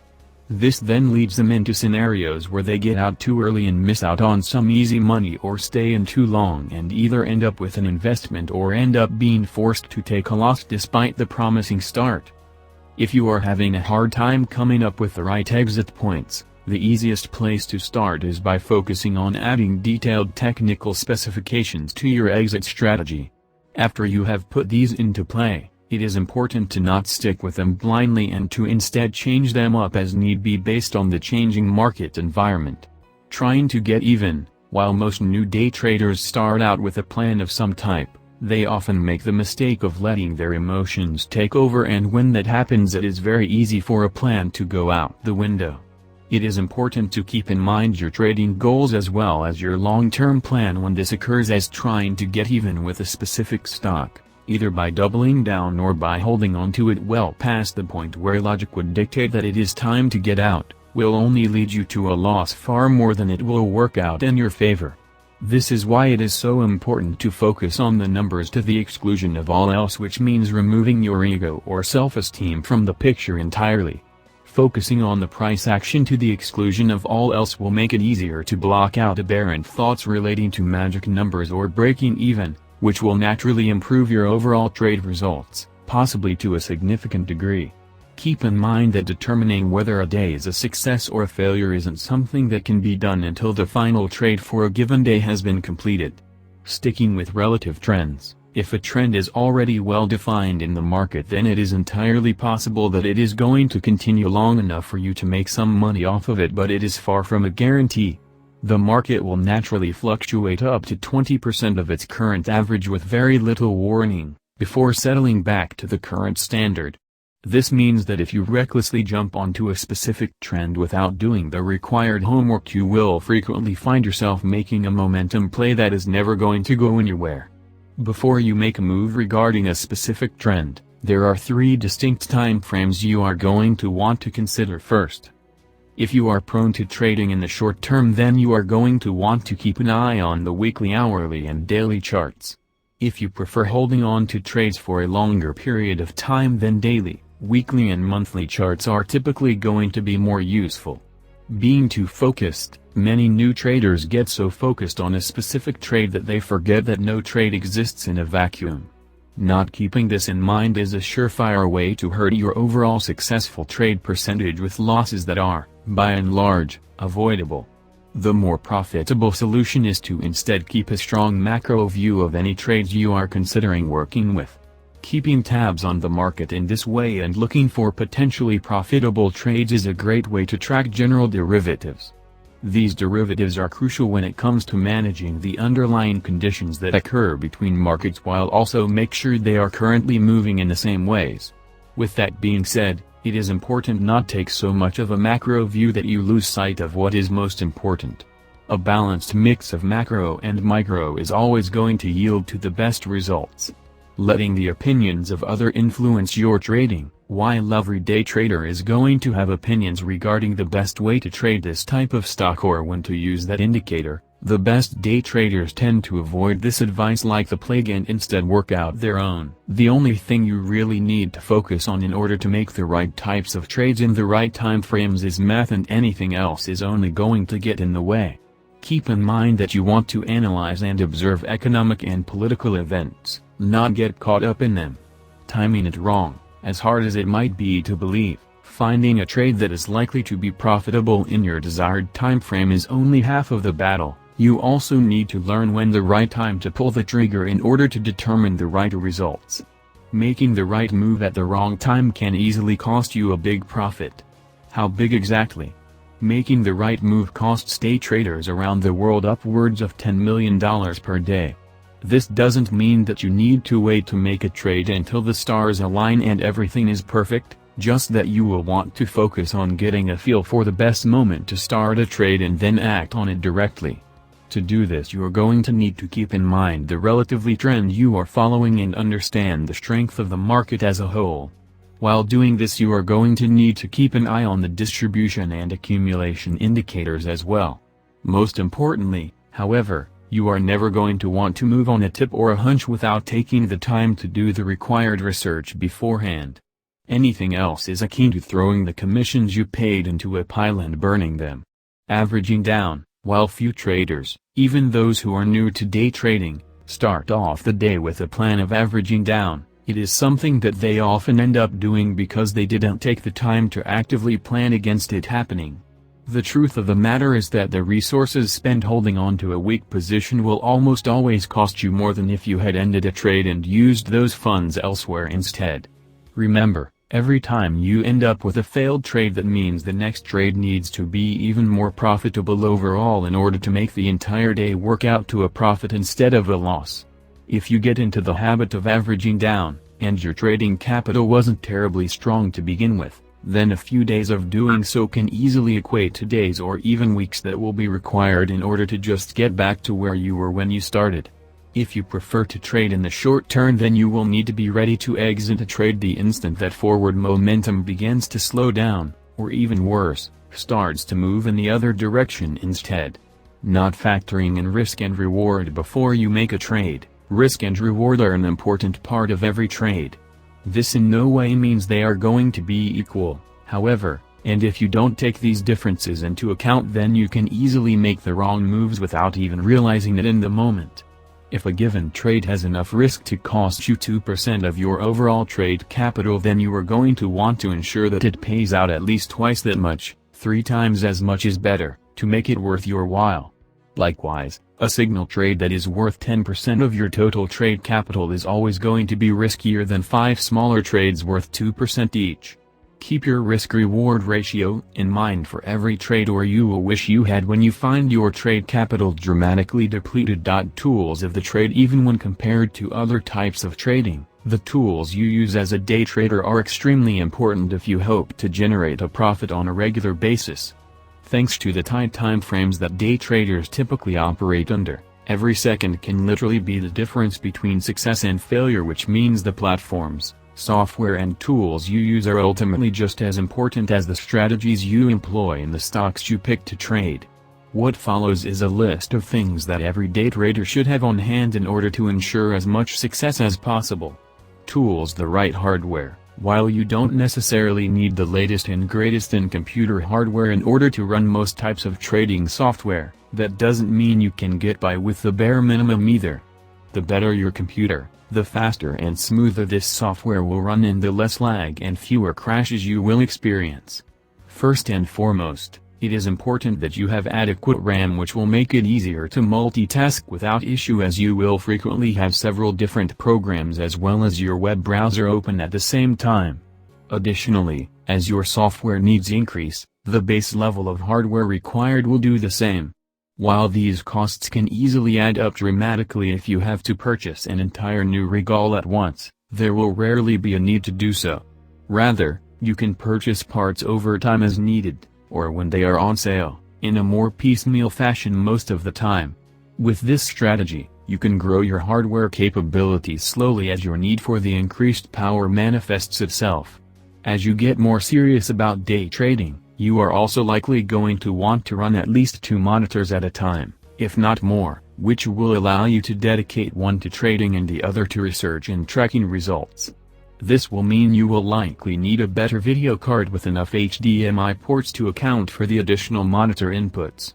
Once this is done, depending on the quality of your system, and its available cooling power, you may need to look into liquid cooling solutions as well to ensure that things don't overheat in the midst of an important trade. Regardless, you are going to want to invest in the best internet speed available that your current system can reasonably take advantage of. The current high-end standard is 1 GB Mbps, which can be found in most major markets, though something around 100 Mbps is typically fast enough for most systems. In addition to having access to the speed, you are going to need to be sure that your router and modem can keep up as well, or they will bottleneck your efficiency to a noticeable degree. When you contact your internet service provider, you will also want to consider reinstalling a landline as a type of emergency backup in case you find yourself unable to make a specific trade in any other fashion.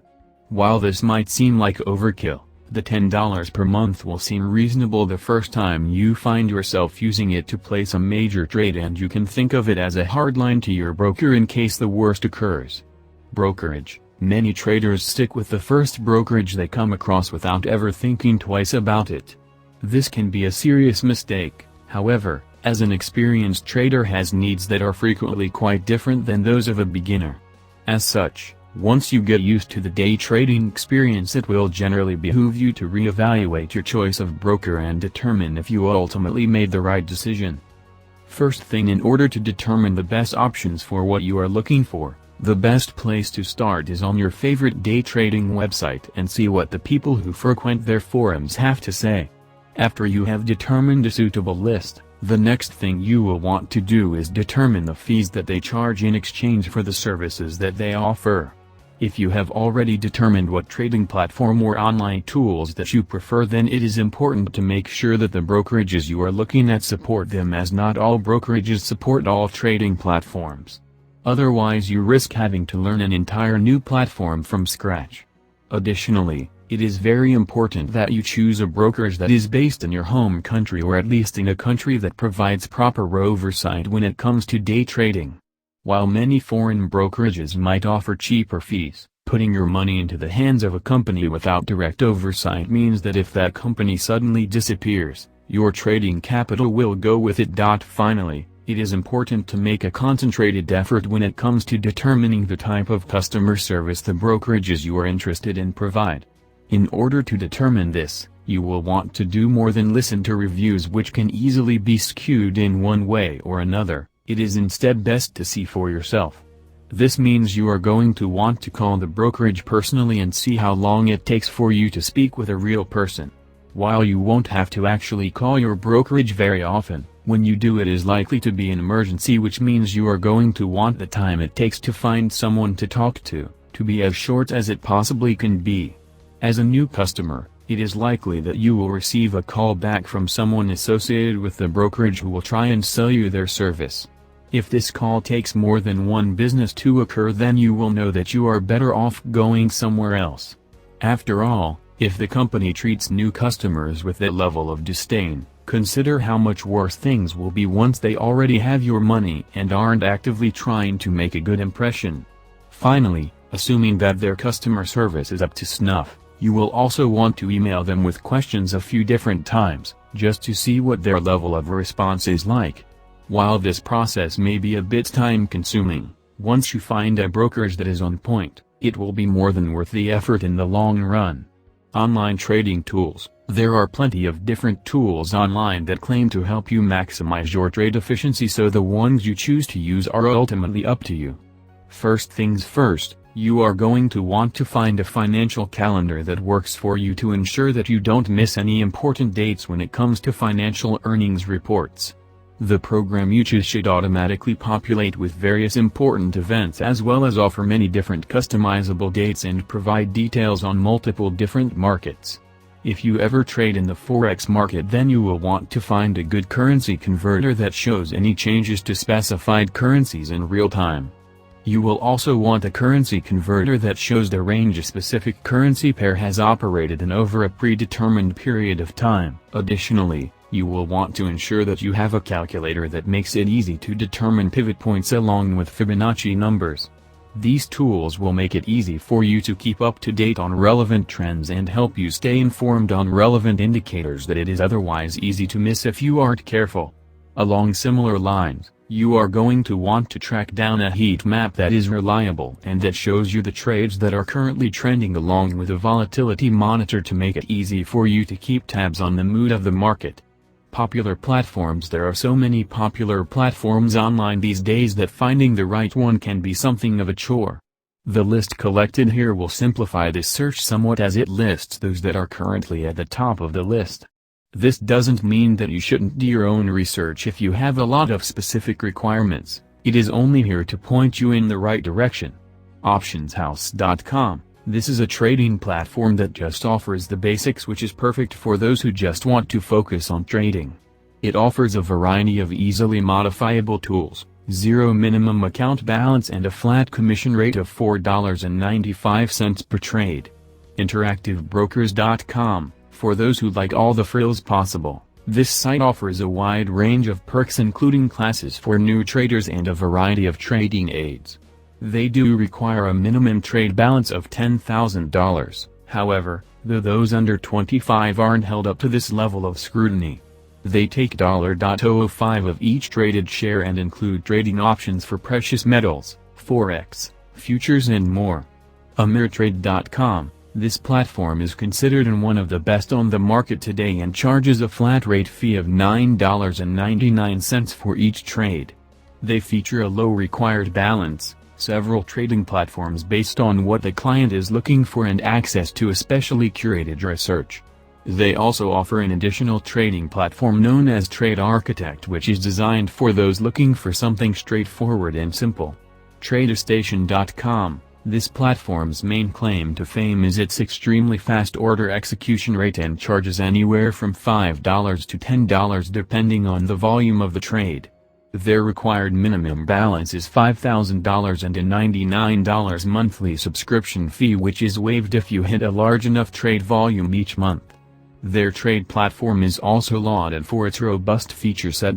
Strategies. Scalping. Scalping is a trading strategy whose goal is to make a profit from small changes in price. Those who use this strategy typically place as many as 100 or more trades in a given day. Scalping takes advantage of a combination of large position size and small price gains in the shortest market time frames. The goal is to either buy or sell a number of shares at either the bid or ask price and then sell once the price has only moved a few cents. Scalping is a fast-paced type of trade that nimble traders will excel in. The ideal margin for this type of trading is 4 to 1 in order to make the most profit in the shortest amount of time.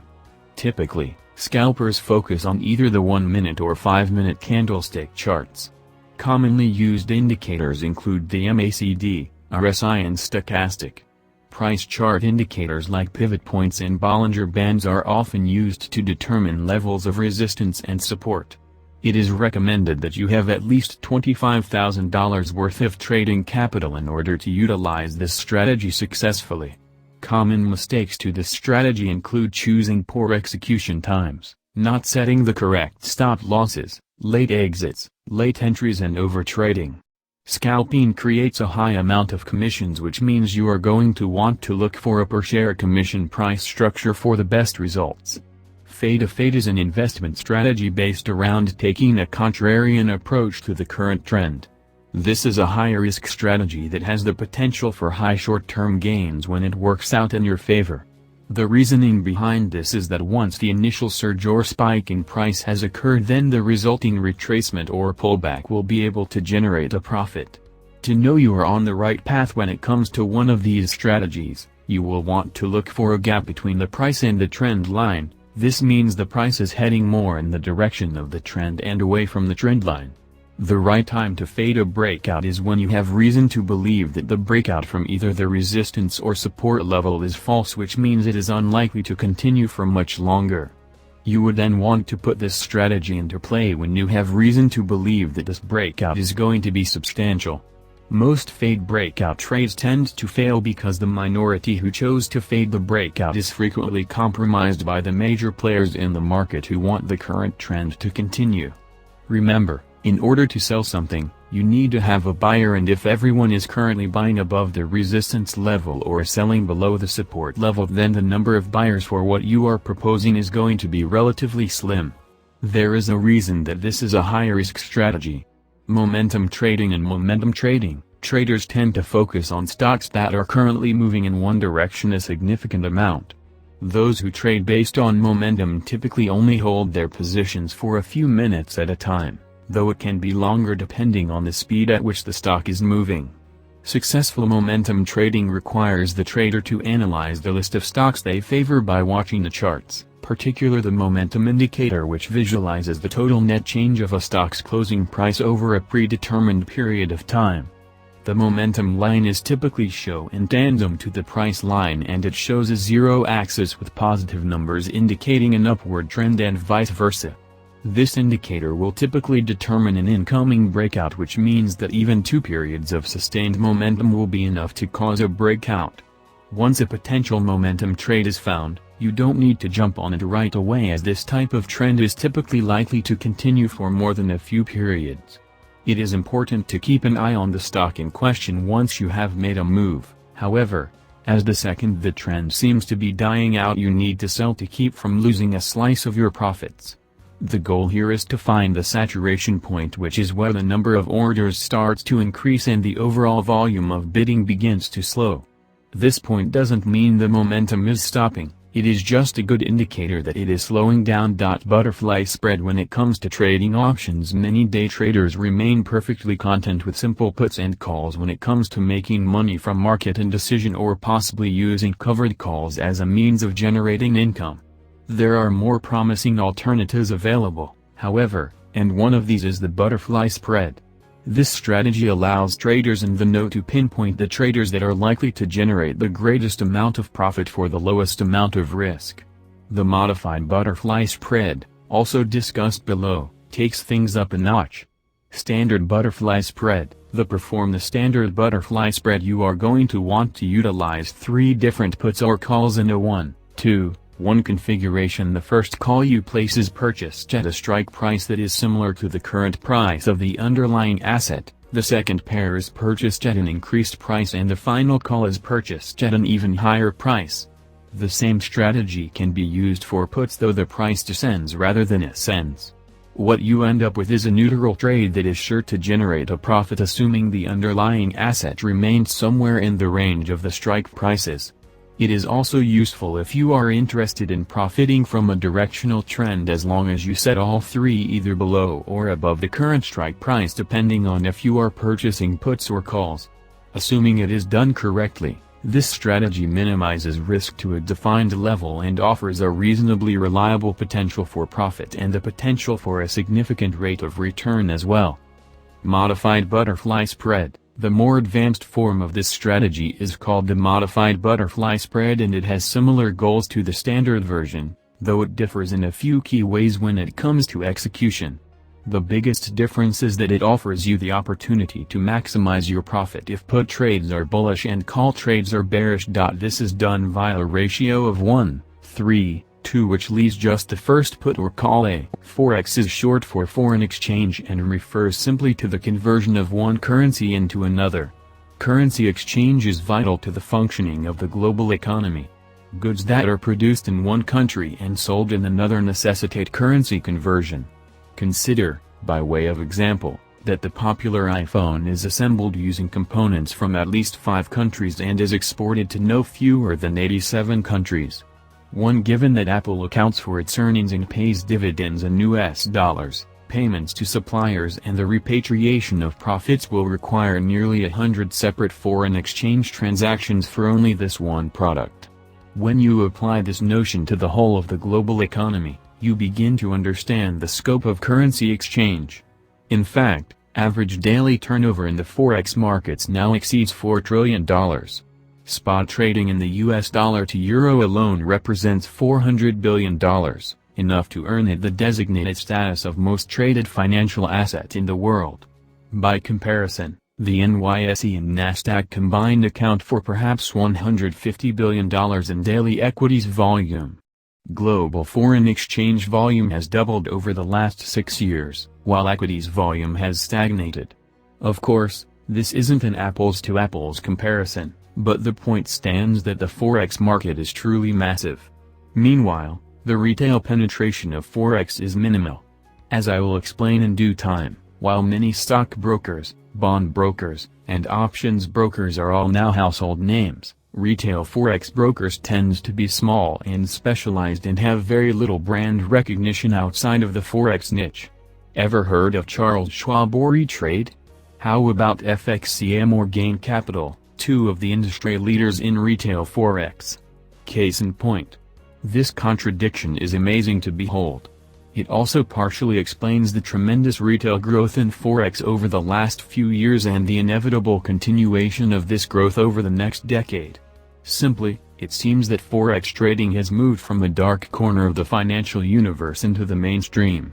An opportunity that has long been ignored by the majority of individual investors has been brought to the foreground, and the battle to profit from it has begun. Liquidity, simplicity, and convenience. While the $4 trillion in daily forex market turnover is spread over a variety of different instruments and hundreds of unique currency pairs, its liquidity is still nothing short of immense.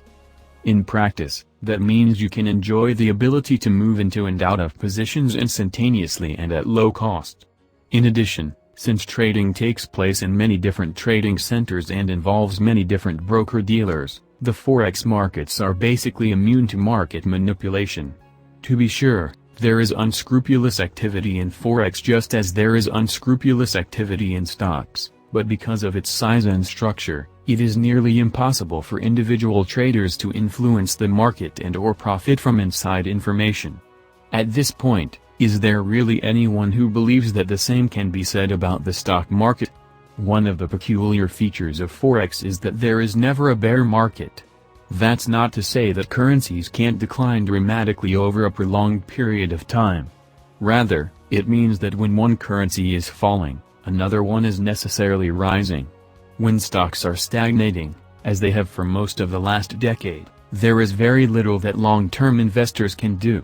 Some intrepid traders will turn to shorting, but this is risky and complicated. In contrast, a forex bear market in one currency will create opportunities in another. Those that believe that the US dollar is due to depreciate, for example, need not sit around and twiddle their thumbs. They can turn to the euro or Japanese yen or an emerging currency, such as the Chinese yuan or Brazilian real. Currencies also compare favorably to equities in terms of simplicity. There are tens of thousands of equities. To be thoroughly fluent in a single equity requires complete dedication and constant vigilance. As you can see from Table I1, however, the overwhelming majority of currency transactions are conducted in less than a dozen currencies. The US dollar and euro alone are represented in more than half of all trades. Complexity, competition, and volatility. While I hope you will excuse me for dwelling on the benefits of trading Forex, I don't want to ignore the drawbacks. First of all, competition in Forex is fierce. The fact that retail penetration is so slight means that professional traders and financial institutions dominate trading. They are well capitalized, have access to sophisticated research and rich data streams, and often have developed complex algorithmic trading systems that can make split-second decisions designed to outsmart other traders. To avoid becoming a victim in Forex, then, you must practice the same dedication and vigilance that only a second ago I told you applied principally to equities. In order to profit consistently, you will also need to develop meaningful strategies based on a solid understanding of the markets. Moreover, Forex is a zero-sum game. One could plausibly make the case that in a bull market, all equity investors will profit across the board. Credit market investors that hold their bonds to maturity similarly all end up with more money than they started with, thanks to interest payments. The same cannot be said for Forex. An increase in one currency must be offset by a decline in another currency. If you make money on your euro to US dollar bet, it means that someone else necessarily lost money on his US dollar to euro position. Without accounting for transaction costs, that is, spreads, only half of all Forex trades will lead to a gain. Any profits are earned at the expense of another trader's losses. As a result, only about 30% of retail Forex trading accounts are profitable. In addition, the Forex markets can be just as volatile as mainstream financial markets. With the inception of the global financial crisis, for example, market gyrations caused some currencies to lose a significant portion of their value in only a few months. Figure I2 shows the double-digit declines in the New Zealand dollar and Brazilian. Investing versus trading. For those with some previous exposure to Forex, you may be under the impression that Forex investing is an oxymoron. And with advertisements promoting 50-to-1 leverage, profits measured in cents, and so-called commission-free trading, you can certainly be forgiven for holding that belief. Anecdotally, it does indeed seem that the majority of those active in the Forex market fall into the category of trader. What do I mean by this? In a nutshell, Forex traders have very short time horizons and aim to generate only a modicum of profit per trade. The goal is to magnify gains through the use of leverage and/or dozens, or even hundreds, of trades per day. Traders pay very little attention to the news, and even then, only for the purpose of planning coffee breaks, and focus instead on market psychology, on the ebbs and flows in market sentiment that drives second-to-second and minute-to-minute fluctuations. Instead of trafficking in terms like gross domestic product, GDP, and inflation, traders ply their trade with charts. Instead of models that are based on economic variables, they rely on technical analysis to discern barely perceptible patterns in exchange rates, with the intention of profiting from them before the majority of other traders discover them. I don't have to tell you that Forex trading is more difficult and more stressful than Forex investing. With such short time horizons, there is intense pressure to time trades perfectly. In addition, the algorithms used by financial institutions are becoming increasingly adept at performing this same kind of analysis, and high-frequency trading is rapidly colonizing the Forex markets in the same way that it came to dominate the other financial markets. It should come as no surprise then that a recent study by the Federal Reserve Bank concluded that the profitability of Forex trading, as distinct from Forex investing, is declining. Too, it's fair to say that my personal approach leans toward investing. That means that I have a longer time horizon and that I prefer fundamental economic and financial analysis to the technical analysis that is based solely on charts and price patterns. The time horizon for investors is necessarily longer than it is for traders, and is typically measured in weeks, months, or years. While exchange rates should revert to the mean over the long term, multi-year rallies are not uncommon. There are certain strategies that will theoretically allow you to check your forex portfolio only once a week, as you would with a portfolio of stocks and bonds. The downside to this approach is that overall profit tends to be smaller, and it's more suitable for padding your retirement account than as a means of generating substantial income. In addition, since currencies don't directly pay dividends, a buy-and-hold strategy probably won't generate the same returns as a similarly value-oriented approach to equities investing. Thus, the approach to the forex market that I have come to espouse is swing trading, or trend trading. This approach aims to blend the best aspects of technical and fundamental analysis, and of trading and investing. The time horizon is 3 to 6 weeks, and a small amount of leverage can be applied. The goal is to spot severe fundamental misvaluations and to profit from them with the aid of technical analysis. Developing realistic expectations. As I underscored in the preface, the forex approach advocated herein is intended to yield modest, steady profits. Currency pairs will typically rise or fall by about 10% to 15% over any 12-month period, and a back-of-the-envelope estimate suggests that total fluctuations, the sum of all substantial spikes and dips, might approach 80%, or about 7% each month.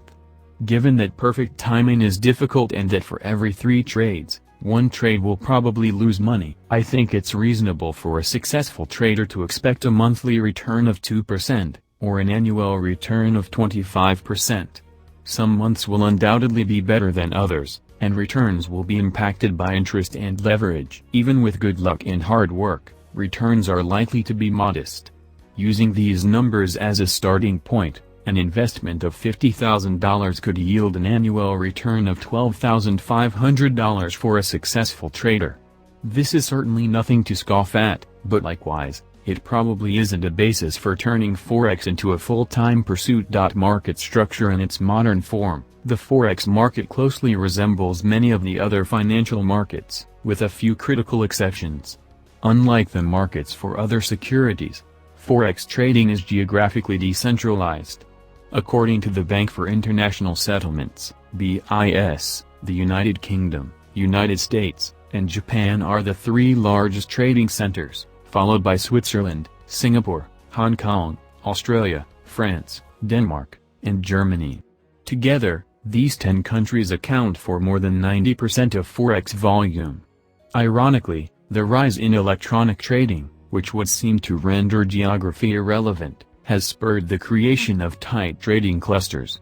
This has caused volume to become ever more concentrated in a handful of cities, namely London and New York City. While countries should enjoy a natural monopoly, or a comparative advantage, in the exchange of their own currencies, trades are typically routed to the nearest liquid trading center in order to optimize the speed of execution.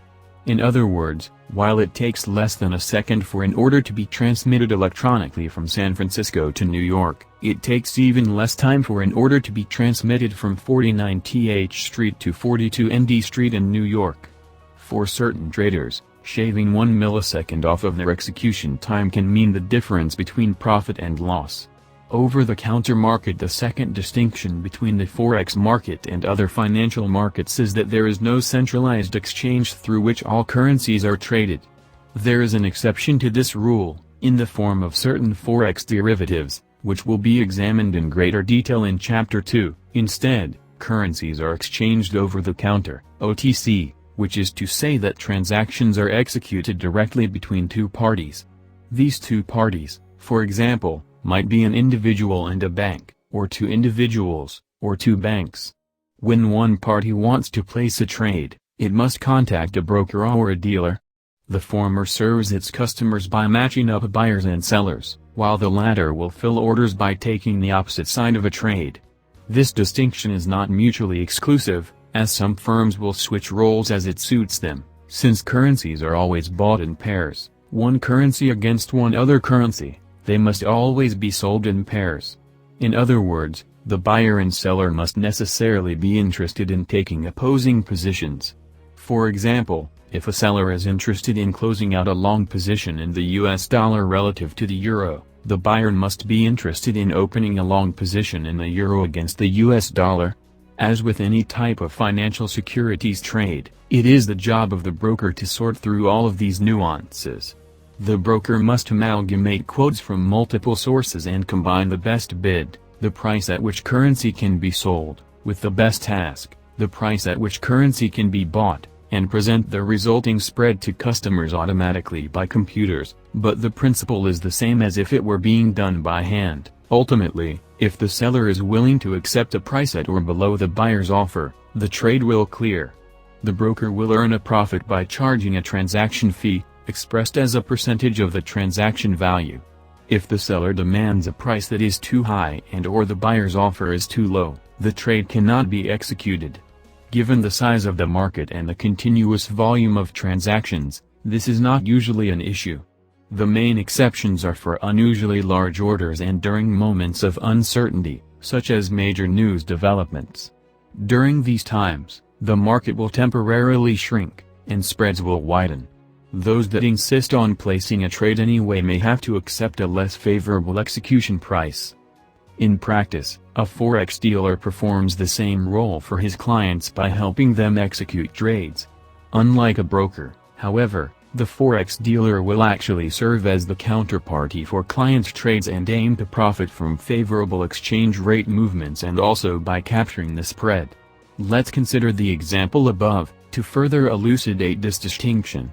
With a spread of 1.3502 to 1.3504, the broker will merely connect its clients with either the bid or the ask party, depending on whether they wish to buy or sell. The dealer, in contrast, will actually provide its own bid, ask spread and will fill the trade itself. It may aim to buy at 1.3502 and instantly sell at 1.3504, or it may wish to hold the position until it can earn a more substantial gain. Either way, the dealer must assume some exchange rate risk. The business model of a broker is then quite different from a dealer.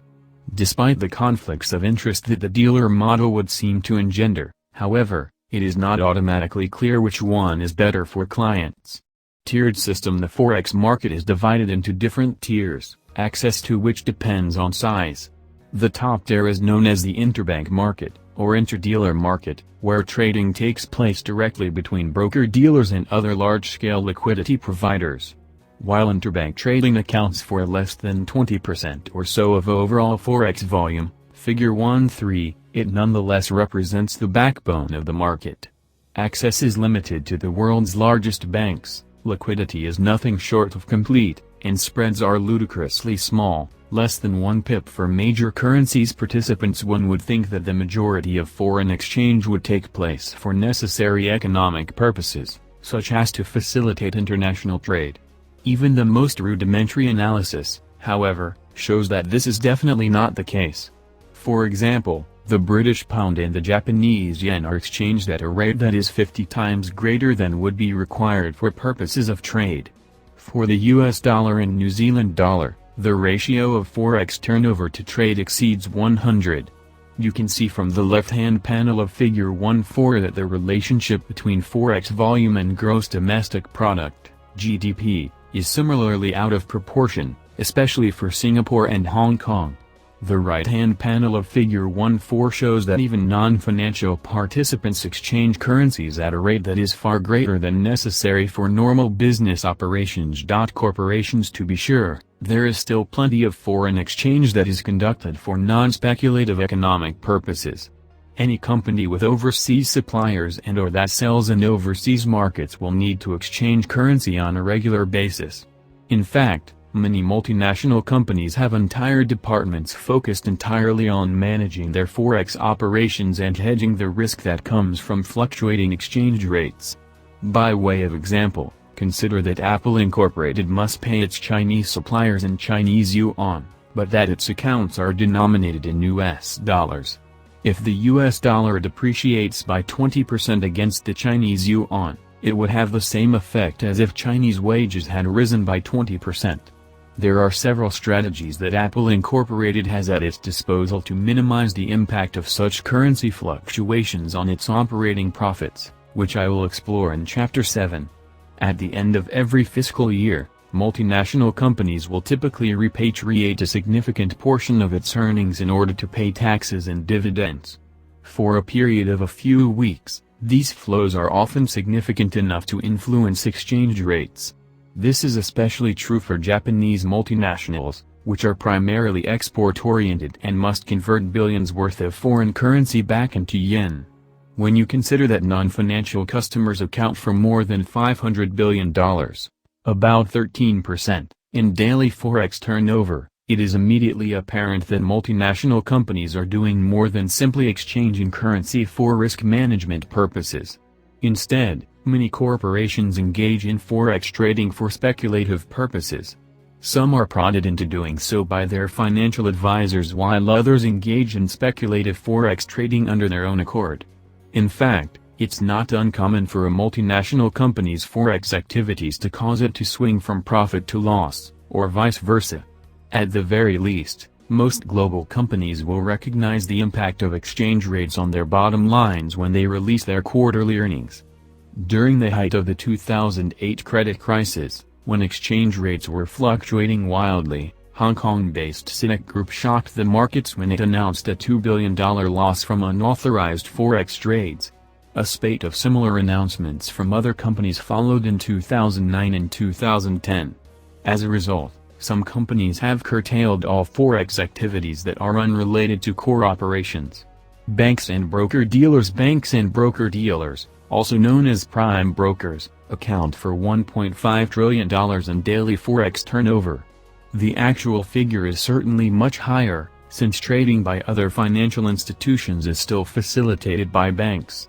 This figure represents trading volume in which a bank or broker-dealer served as a counterparty. CLS lists 69 broker-dealers among its members, accounting for more than half of worldwide foreign exchange. As you can see from Figure 1.5 below, trading activity across the world is dominated by a handful of large banks. Deutsche Bank is by far the industry leader, followed closely by Barclays Capital, UBS, and Citi. What's more, the leading banks have rapidly consolidated their positions. The Bank for International Settlements attributes this to investment in proprietary trading systems. In other words, as other sources of profit, investment and commercial banking, have apparently dried up, banks have moved to expand their trading operations, starting with forex. Regardless of the reason, there are only half as many dominant forex broker-dealers, 10, as there were a decade ago. This is true across every major trading center except for Hong Kong. As a result of recent legislation, however, these banks are now prohibited from trading for their own accounts, and are generally only permitted to facilitate trades on behalf of their customers. Other financial institutions. While almost all trades are ultimately routed through banks, the majority of actual trading is conducted by financial institutions, such as hedge funds, pension funds, investment management companies, which are engaged in forex trading entirely for speculative purposes. These institutions trade primarily through proprietary systems operated by individual banks or multi-bank trading systems. Of course, some of this volume is transacted as legitimate cross-border investment. When a corporation invests in an overseas project, it is practicing what is referred to as foreign direct investment, FDI. When an investment fund buys shares of stock or bonds that trade on an overseas exchange, this is known as portfolio investment. Such investments necessarily involve foreign currency exchange. However, an increasing amount of institutional volume is being transacted in the form of high-frequency and/or algorithmic trading. Hedge funds in particular have become notorious for their reliance on placing millions of rapid-fire trades every day, through systems that are largely automated. They seek to profit from minuscule changes in exchange rates and minute discrepancies in exchange rates across different trading centers, both of which might occur in less than a second.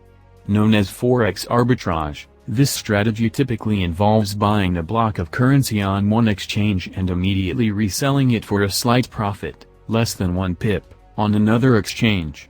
High-frequency trading already accounts for an estimated 30% of overall forex volume, compared to 66% of equities trading volume, and is expected to account for a majority of volume as soon as 2012. On some exchanges, algorithmic, also known as computerized, trading accounts for 45% of total volume. This volume has allowed high-frequency traders to place themselves at the center of the market. Retail brokers and retail traders. As forex becomes increasingly mainstream, more amateur and professional investors are rushing to join in. Households and small non-bank institutions now account for an estimated $300 billion in global forex volume, representing close to 10% of overall volume and market growth of 400% from 2007. Japanese retail traders are especially active in the forex market and may account for as much as 30% of trading in the Japanese yen. In fact, this phenomenon has become so widespread that the media has begun to paint a picture of Japanese women, referred to as Mrs. Watanabes, as housewives that sit at home trading forex from their computers while their husbands are at work. Retail forex brokers have responded by becoming more sophisticated and more transparent. They have developed proprietary systems that rival those developed by broker-dealers, or engage in white-label licensing of existing multi-dealer systems. In fact, some retail brokers have been able to lure small institutional customers away from broker-dealers. All have expanded their operations to offer more currencies, better coverage, lower spreads, and more tools for traders. In 2010, two forex brokers, FXCM and Gain Capital Group, became the first in the industry to become publicly listed companies, and a handful of others are reportedly considering a similar move. Meanwhile, discount brokers have quietly expanded into forex. Ameritrade entered the forex market through its purchase of Thinkorswim in 2009. Charles Schwab is using a similar strategy for gaining access to forex customers, with its acquisition of Options Express. Overall, the industry is undergoing a period of rapid consolidation, which should ultimately produce a dozen or so solid contenders. It could also be argued that individuals participate in the forex market on a non-speculative basis. When consumer choices are framed in economic terms, consumers often respond by buying whatever is cheapest. Thus, fluctuations in exchange rates will cause important changes in travel and consumption patterns. The silver lining of a battered exchange rate is often a pickup in exports. Due to the recent multi-year decline of the US dollar, for example, US prices became relatively cheaper in terms of other currencies. As a result, US products became more attractive to foreign buyers, and multinational companies responded by relocating assembly plants to the United States. Overseas tourists have begun to visit the United States in droves, and Canadian citizens, especially those that reside near the border, have started taking short trips to the United States for the purpose of shopping. Remittances, on the other hand, typically flow in the opposite direction. Migrant workers in countries with strong currencies will remit part of their salaries to countries whose currencies are relatively weak. In this way, migrant workers are also tailoring their economic behavior so as to take exchange rates into account. As I will show in Chapter 3, the pull that this exerts on forex markets is not insignificant. Central banks. Most currency traders consider the role of central banks only insofar as their policy actions indirectly influence exchange rates. In reality, however, central banks are among the largest and most active participants in the forex markets. During certain years, the world's largest banks may buy hundreds of billions of dollars worth of foreign currency. Despite preaching laissez-faire economics, many central banks closely monitor the value of their respective currencies. When exchange rates deviate too far from the targeted value, some central banks will then go so far as to intervene in forex markets. They do this by buying or selling their home currency, causing it to appreciate or depreciate, respectively. These programs of intervention inevitably fail over the long term, but over the short term they can be very effective. That's probably because central banks have control over the money printing presses and nearly unlimited budgets. Speculators understand this and may not wish to take positions that aren't consistent with the short-term goals of the central bank. In the process, central banks may amass hundreds of billions of dollars in foreign exchange reserves. The allocation of these reserves can have a direct impact on forex markets, as will be discussed later. Regulation. It was only in the wake of the financial crisis that governments became serious about regulating the forex market, especially the retail side of the market. Due to its regional fragmentation, the market naturally resists regulation. A second problem is that forex is traded through a variety of financial instruments, and each instrument is technically regulated by a different government bureau. The Dodd-Frank Consumer Protection Act of 2010 was intended to resolve some of these jurisdictional issues.